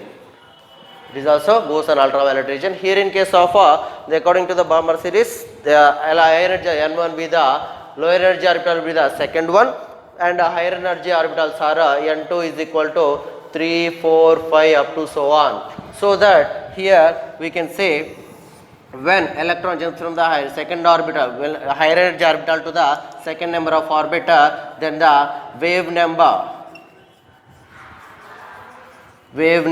and wavelength. Wave number and means here whenever electron jumps from the energy orbital to the energy orbital, the wavelength and wave number of that one will be nu bar is equal to 1 by lambda is equal to r of 1 by 2 square minus 1 by n2 square. Here n2 is equal to n2 is equal to 3, 4, 5 up to so on. So that the number of waves means in this case of Balmer series, the four lines are visible region, in the visible region, and remaining are 29 lines are detected, goes to ultraviolet region. Means in the visible spectrum, means by in the Balmer series, this is discovered by the Balmer, so that's why this named as a Balmer series in a hydrogen spectrum. So that in case of higher energy orbital, first four lines of whenever electron jumps from the higher energy orbital to the lower energy orbital, the first four lines comes to in the visible region, and another only 29 lines are detected in the Balmer series. So that's where the 29 lines will goes to the ultraviolet region. So in that case of it will be the ultraviolet region. Then N1 be the lower energy orbital, that is N1 is equal to 2, and N2 is equal to 3, 4, 5 means higher energy orbital levels, means the number of orbitals. So by substituting the equation in the wave number and wavelength of equation, then we can find out that is 1 by 2 square, nu is equal to 1 by lambda is equal to r of 1 by 2 square minus 1 by n2 square. This is about a Balmer series. And if we come for the next one will be the Passion series. The third one is Passion. In that case of Passion series, when the higher electron transits from the higher energy orbital to the orbit of number 3, means electron transit from higher energy orbitals to orbiter n1 is equal to 3. When it jumps from the n1 is equal to 3, then n1 is equal to 3, and n2b is equal to 4, 5, 6 up to so on. In the series, it will most of the Passion series and bracket series will be combined. Means whenever they are combined together and this cannot be distinguishable, it is in the infrared region. It will be Passion in the infrared region. It is in infrared region. So this Passion series also lies in the infrared region, and when electron transits from the higher energy orbital to the orbit of number 3, then n1 is equal to 3 and n2 is equal to 4, 5, 6. So that's the case of it lies on the infrared region. It is first predicted by the Bohr and discovered by the Passion. So that's why this series is named as a Passion series. Means it is discovered by the predicted by the Bohr and discovered by the Passion. And in that case of wave number and wavelength, in case of wave number and wavelength, nu is equal to 1 by lambda, which is equal to r of 1 by 3 square minus 1 by n2 square. In this n2 is equal to 4, 5, 6 up to so on. When this Paschen series, that is predicted by the Bohr and discovered by the Paschen. And the next one is the fourth one. After Lyman, Balmer, Paschen, now we are going to discuss about a bracket series. About the same as the another series, Lyman, Balmer, Paschen series. This is also discovered by the bracket. So that's why it is named as a bracket. When the electron jumps transit from the transition of electrons from the high energy state to the orbit of number 4 means transition of electron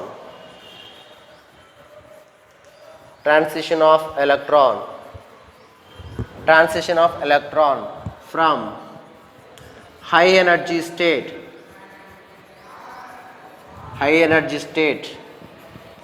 to the energy state of n is equal to 4. This will be the n is equal to 3, and the Lyman series in the n is equal to 1, and Balmer will be n is equal to 2. Here case of n is equal to 4. So that's why we can write that n1 is equal to 4 and n2 is equal to 5, 6, 7, 8 up to so on. Whenever electron jumps from the high energy states to the orbit number of 4, then it is considered as that series is the bracket series. It is also lies in the infrared region. The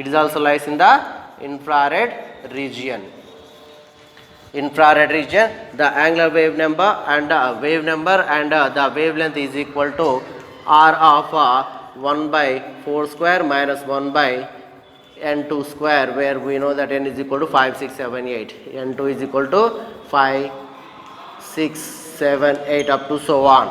So this bracket series, and most of the brackets end lines and the fund series starting lines are combined together, which cannot be like it is it will be invisible things. So that's why we can divide that one. Both are lies on say one another. The next one is the fifth fund series. P will be the silent, so that way fund series. In this case of fund series, we know that the transition of electrons from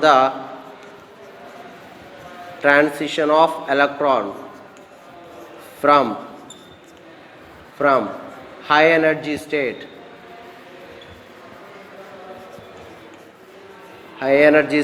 to energy state of orbit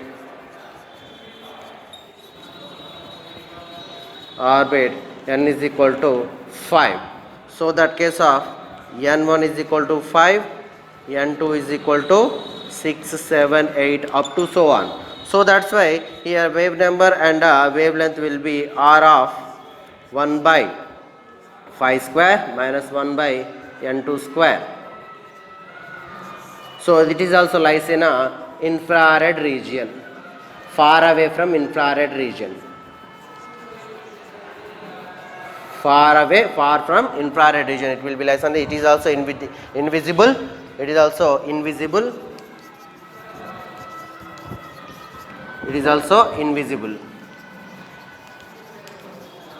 So these are the series of Bohr spectral series. According to the Niels Bohr, he has given the theoretical explanation about the hydrogen atom. And also the next one is newly discovered by Humphrey. So that is a Humphrey series means when the high energy orbital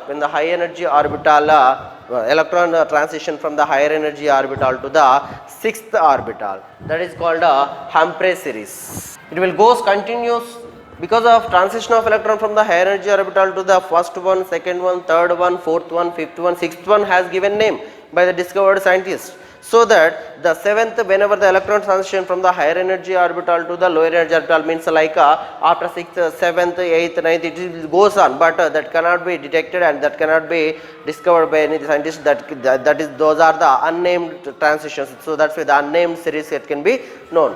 So here Humphrey series means the electron orbital will be lies in the higher energy orbital to the transition to the sixth number of energy state. So that's why here we can say that the wave number and wavelength will be r is equal to 1 by 6 square minus 1 by n2 square. Here we know that n2 is equal to 7, 8, 9 up to so on. It is also far away from the infrared region. Far away from infrared.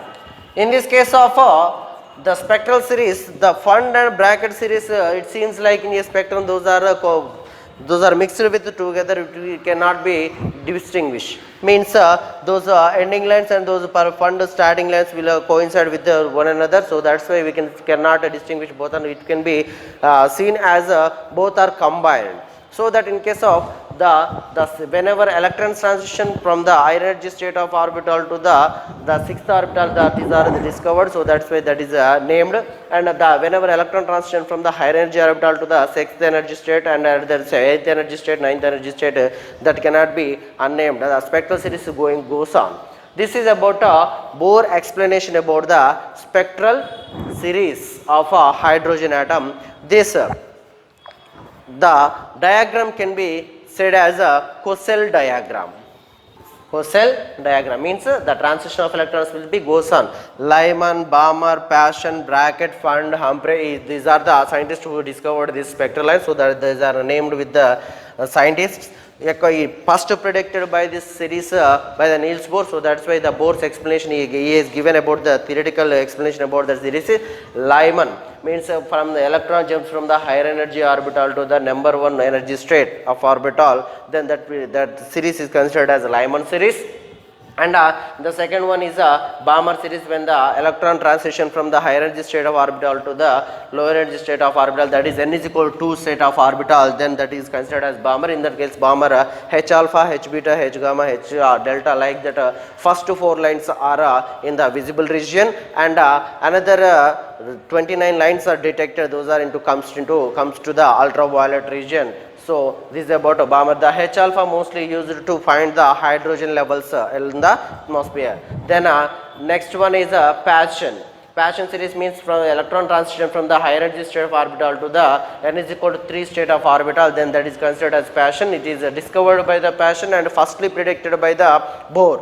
And same as Brackett. These are the from the higher energy orbitals to the whenever electron transition from the higher energy state of orbital to the n is equal to 4th state of orbit, then it is considered as a Brackett series. It is also same as the other series that are predicted by the Bohr and given the discovered by the Brackett. And it is also infrared. It comes to the infrared region. This is the ultraviolet region. This is also ultraviolet. First 4 visible region, visible, and the 29 lines it is discovered, and first 4 lines are comes to into visible region, and remaining they will be into ultraviolet region. This is in infrared region, and this is also in infrared region. Some far away from the infrared region. It is far away from infrared region, far from infrared region, far infrared, and is far away from infrared region, far away from infrared. Means here the according to fund series, whenever the electron transition from the higher energy state orbital to the n is equal to 5th state of orbital, then it is considered as fund. It is discovered by the fund, and the fund and Brackett both are can be seem like both are combined together because of the near those are having the near space. So that's why both are seems as in a spectrum is combined. And the newest one is Humphrey series. Humphrey series discovered by the Humphrey. So that's why here it is in the far away from the infrared region. This is about the Bohr explanation about the spectrum. According to the Bohr theory, in earlier videos we discussed about the spectral series and as well as the radius of orbitals. Means whenever the electron is revolving in a stationary orbit, it does not radiate any energy, and we already derived an equation for that expression for the energy difference, that is E2 minus is equal to h nu. From that equation we already find out that mu is equal to 1 by lambda is equal to r of 1 by n1 square minus 1 by n2 square be the equation to know the wave number and the wavelength of an electron. When a wavelength of the path whenever the electron is revolving around the orbit. And the energy levels means when electron is revolving around the nucleus in a stationary orbit. In that case of Bohr has given his postulates. The second postulate of a Bohr explanation is suggested, means is confirmed by, is supported by the de Broglie by his new concept, that is de Broglie hypothesis. The Bohr's second postulate, which is the total angular momentum of an electron, which is equal to an integral multiple of h by 2 pi. The Bohr's second postulate is there. By suggesting that one, by he has given his new concept, that is de Broglie hypothesis. According to this de Broglie hypothesis, here when electron having the mass, this is the nucleus, and electron is revolving in the orbit, and which is having the mass m, and it's moving with velocity v and is associated with a wave. According to the de Broglie, whenever electron is revolving around the nucleus in a stationary orbit, it is considered as a particle. It must be a particle wave, means associated with a stationary wave. Means here whenever it is revolving around the nucleus, it will be in like a wave form. It will be moving like a wave form of its wavelength. Its wavelength is de Broglie wavelength is lambda. Means whenever it is traveling, the distance between them is equal to the wavelength, and this will be the radius. So in case of, according to the de Broglie hypothesis, an electron of mass m moving with velocity v is associated with a wave whose wavelength is lambda. Means according to the de Broglie, whenever the electron is revolving around in a stationary orbit around the nucleus, it must be moving in a particle wave, like a particle wave associated like a with a stationary, like a that is stationary wave, with having its wavelength is lambda. So that case of its wavelength lambda is having the value for h by mv. H by mv means h by mv we can write it is also lambda is equal to h by p. P is the momentum and h is the Planck's constant and lambda be the wavelength. So here h be the Planck's constant of value 6.6 into 10 to the power of minus 34 joule second be the Planck's constant value. Its value is a constant 6.635 into 10 to the power of minus 34 joule second be the equation value for the Planck's constant. So on the basis of this hypothesis, he proposed an atomic model. In which a stationary orbits of the Bohr's model. Means Bohr has given that whenever the electron is moving around the nucleus in a stationary orbits, the stationary orbits are non-radiated paths. Means whenever it is moving in a constant orbit, no energy can be radiated. So in that case of whenever according to the Bohr's model, he proposed an atomic model by which the stationary bits of the Bohr's model were retained because of whenever it is moving in the stationary orbit, its wavelength must be cannot be calculated. Whenever it is completed one, its circumference, then only it can be said as the total its circumference will be 2 pi r. So that it will be destructive interference will be happen. So that in case of that the Bohr's model were retained, but with the difference that electron in various orbits means in various orbits behave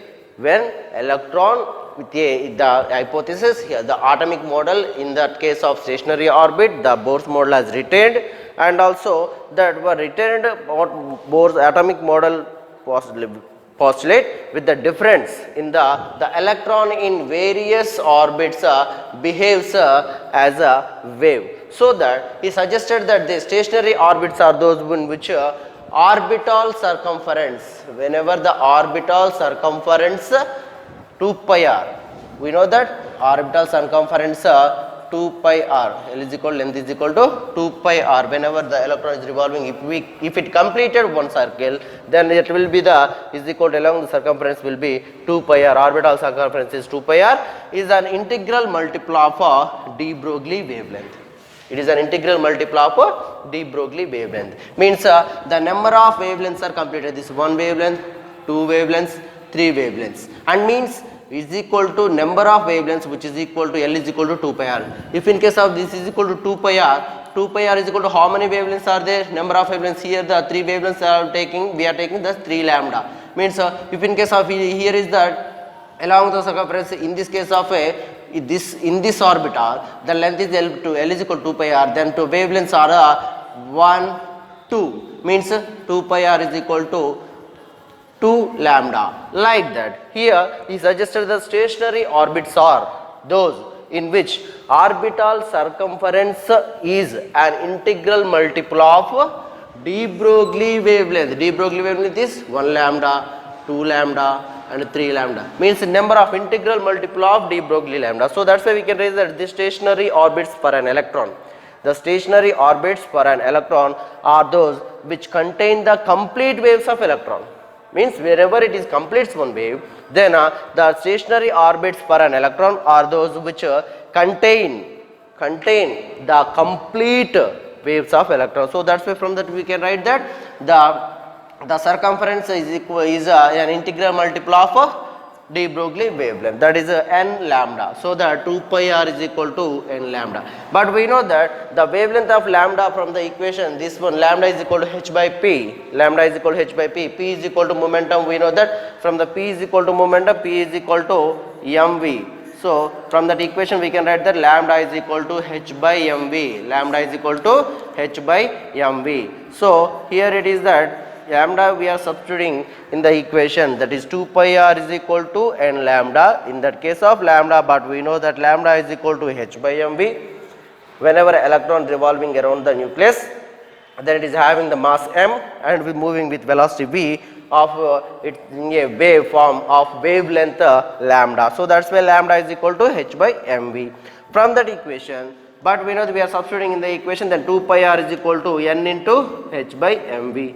From that, whenever mv taken to this side and 2 pi taken to this side, then it will become mvr is equal to nh by 2 pi. We know that equation, this is the Bohr's second postulate, that is the total angular momentum is an integral multiple of nh by 2 pi, h by 2 pi, that is the second Bohr's postulate. We know that. So now they suggested that here mvr is the angular momentum of an electron and h be the Planck's constant, n be the number of orbits where n is equal to 1, 2, 3, means this is the first orbit, this is the second orbit. If in case of another orbit is there, if we consider that if n orbital is there, then the electron is revolving in a wave formation like this.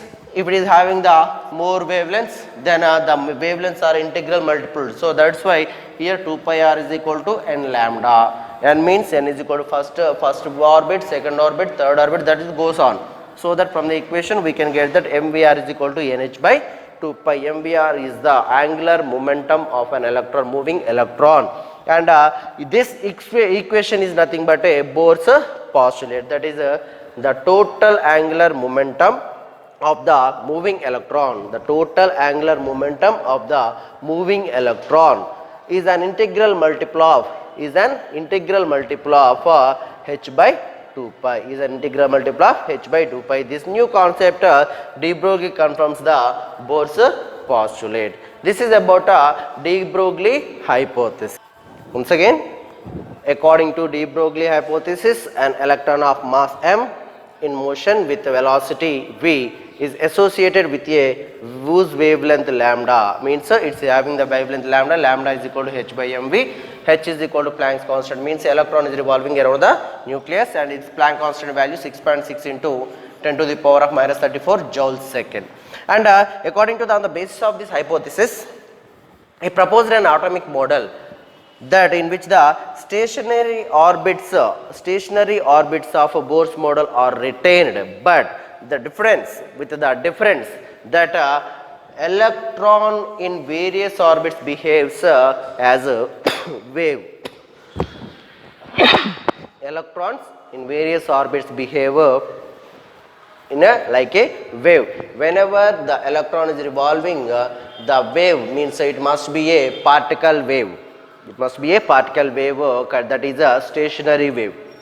It is having the wavelength lambda number of integral multiple of lambda. So that's why he suggested that the de Broglie hypothesis, according to this, they suggested that the stationary orbits are those which orbital circumference, that is 2 pi r, orbital circumference, that is 2 pi r, is an integral multiple of de Broglie wavelength, means 2 pi r is equal to lambda. This is integral multiple of means where n means n is equal to the number of it is goes on. So from this, the stationary orbits, those which orbital circumference, this orbital circumference, that is 2 pi r, is an integral multiple of de Broglie wavelength, that is the stationary orbits for an electron, or which contain the complete waves of electron, means number of waves. Here 1, 2, 3 is there, and 1, 2, 3, 4, 5, 6, 7, like this, means number of waves are contained by the whenever the electron is revolving in the orbit. So that here by substituting the values, but we know that lambda is equal to h by mv, then we can substitute the equation, we can get the equation, that is by the calculation, that is mvr is equal to nh by 2 pi. From this nh by 2 pi, we know that it is, that equation is nothing but Bohr postulate. In the Bohr postulate, that is mvr is equal to angular momentum of an electron. So that equation gives that the total angular momentum of the moving electron is an integral multiple of h by 2 pi. That is a new concept of de Broglie hypothesis, as confirms the Bohr postulate. Has given successfully explained about the atom and its while the electron is revolving around the orbital, and at the same time he has given that the Rutherford's by taking the Rutherford's postulates, applying the quantum theory and as well as the classical mechanics, he has given his postulates, and he is given the some of the successful theory, means Bohr theory successfully explained about some of the postulates. Those are that, in that when the subatomic particles like electrons are governed by the laws of quantum mechanics, means here we are taking the subatomic particles. He explained about the subatomic particles like electrons, protons, neutrons, subatomic particles, whenever it is that he like electrons are governed by the laws of quantum mechanics. By the laws of quantum mechanics, he successfully explained about the subatomic particles, like about the electrons and the positive charge which is concentrated at the center of an atom, and the radius as well as so, and thus also the stability of an atom. The second one is the stability of an atom.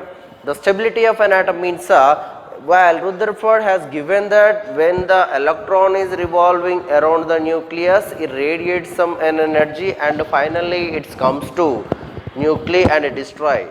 He said about in the postulates, but by taking that he objected or explained, and by modifying the postulates of Rutherford, Bohr has given about that while the electron is revolving in a possible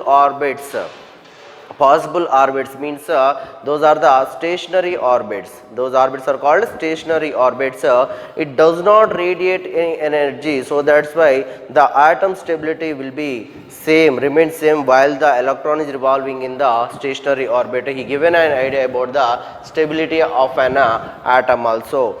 But whenever the electron jumps from the higher energy orbital to the lower energy orbital, it emits some radiation. Which is equal to the difference between the two energy states of our orbitals. So that he has given a special idea about the stability of an atom by giving his postulates. And also the next one is the spectral lines of hydrogen spectrum.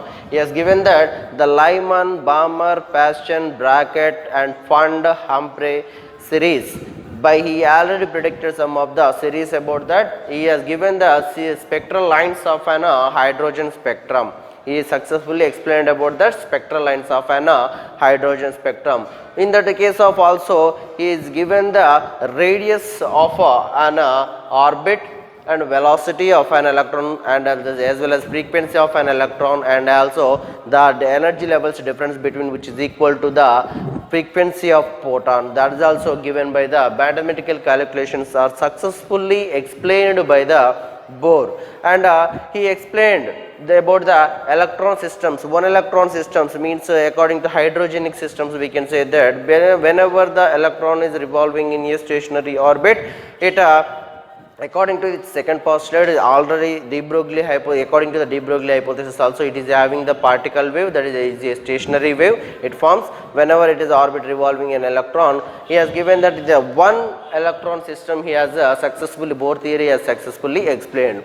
These are the most of the mainly things of Bohr's theory explanations. The first one is he explained about the subatomic particles like electrons are governed by the laws of quantum mechanics, and second one is the stability of an atom by modifying the Rutherford's postulates.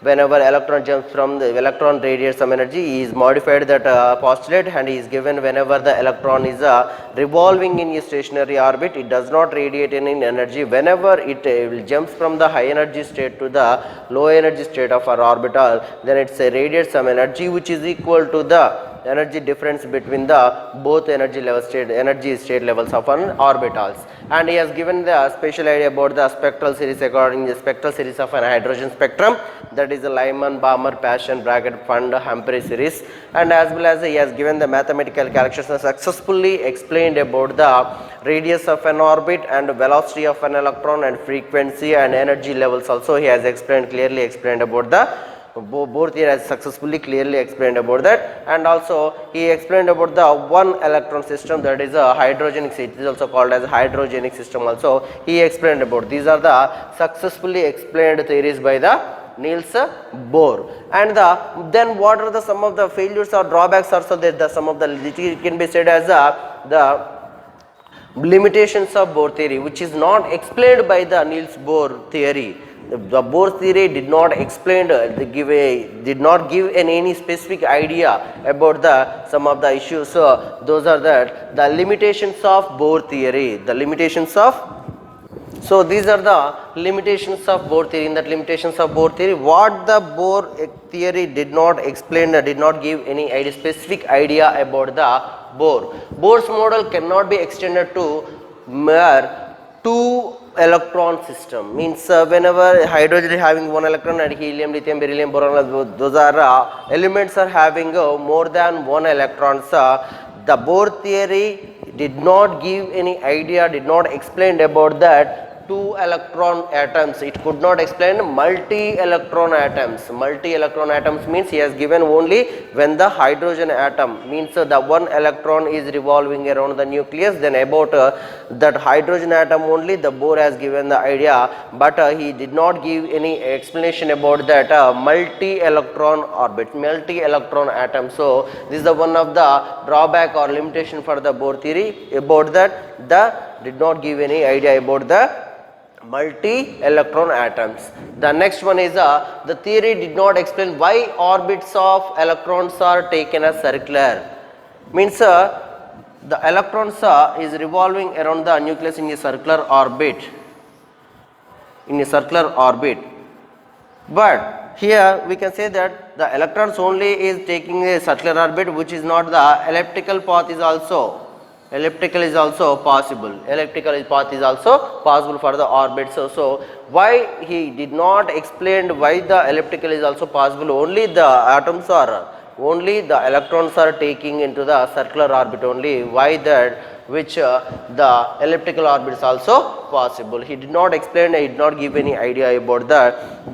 This is also one of the limitation of Bohr theory. And he did not explain whenever the electrons are having the electrostatic force between the multi-electrons, whenever the atom is consist of multi-electrons, then between the electrons some of electrostatic force acts. He did not give any idea about it necessarily, definitely whenever this is there is having the electron is having the negative charge, and another whenever the multi-electrons are in the atoms, then both the electrons, some of the electrostatic force definitely will appear in the, necessarily appears in the electron, between the electrons, electrostatic force. He did not explain about that the total necessarily appear in multi-electron. He did not give any idea about that, the electrical forces. He did not mention anything about that. So that it does not include the electrical forces between electrons which necessarily appear in multi-electron atoms.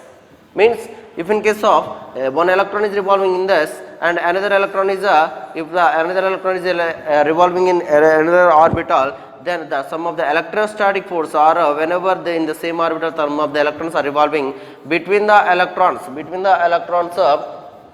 there is a electrostatic force will be acts between that.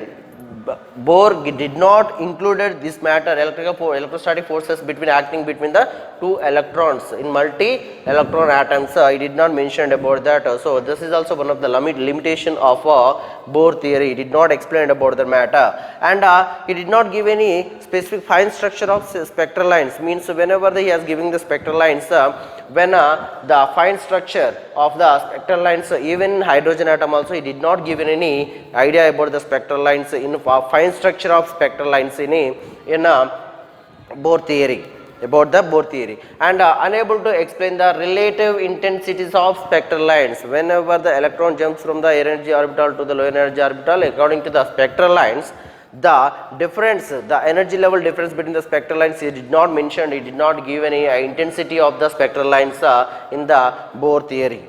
And it is not used for the means whenever it is in the quantitative explanation about the chemical bonding. Whenever chemical bonding is taken, the explanation about the quantitative analysis, quantitative explanation, he did not give any idea about he did not use it for the Bohr theory, did not use it for the quantitative explanation of chemical bonding between the chemicals. There is a bonding, in that bonding he did not explain about that matter, and it does not give any idea information regarding the distribution and arrangement of electrons. Because Bohr has given in hydrogen atom only there is a one electron remains, so that he give an idea about the only about the single electron only. He did not give any distribution of electrons in the atom and the arrangement of electrons in the atom, where what is the arrangement in the electrons in the atom, and when he told that the positive charge concentrated the center of an atom, about he supported that Rutherford's Goldfile method, the total positive charge is situated at the center of an atom called core, is named as nucleus. So that he did not give any, Bohr theory did not give any idea about the distribution and arrangement of electrons in the atom. So when the electric or magnetic fields are applied, this theory fails to results to give the, whenever the electric or magnetic fields are applied in the atom, it is found that when the electric or magnetic fields are applied in the atom, then some of the spectral lines are split into the several lines. The spectral lines are divided into the separated into the several lines. This former effect is called as a Stark effect, and also for later it is known as a Zeeman effect. He did not explain about the Stark effect and Zeeman effect also. Means when the electric or magnetic field applied to the atom, the spectral lines is divided into the some of the several lines. That effect is called Stark effect and later is called Zeeman effect. He did not explain about whenever the magnetic or electric field applied to an atom.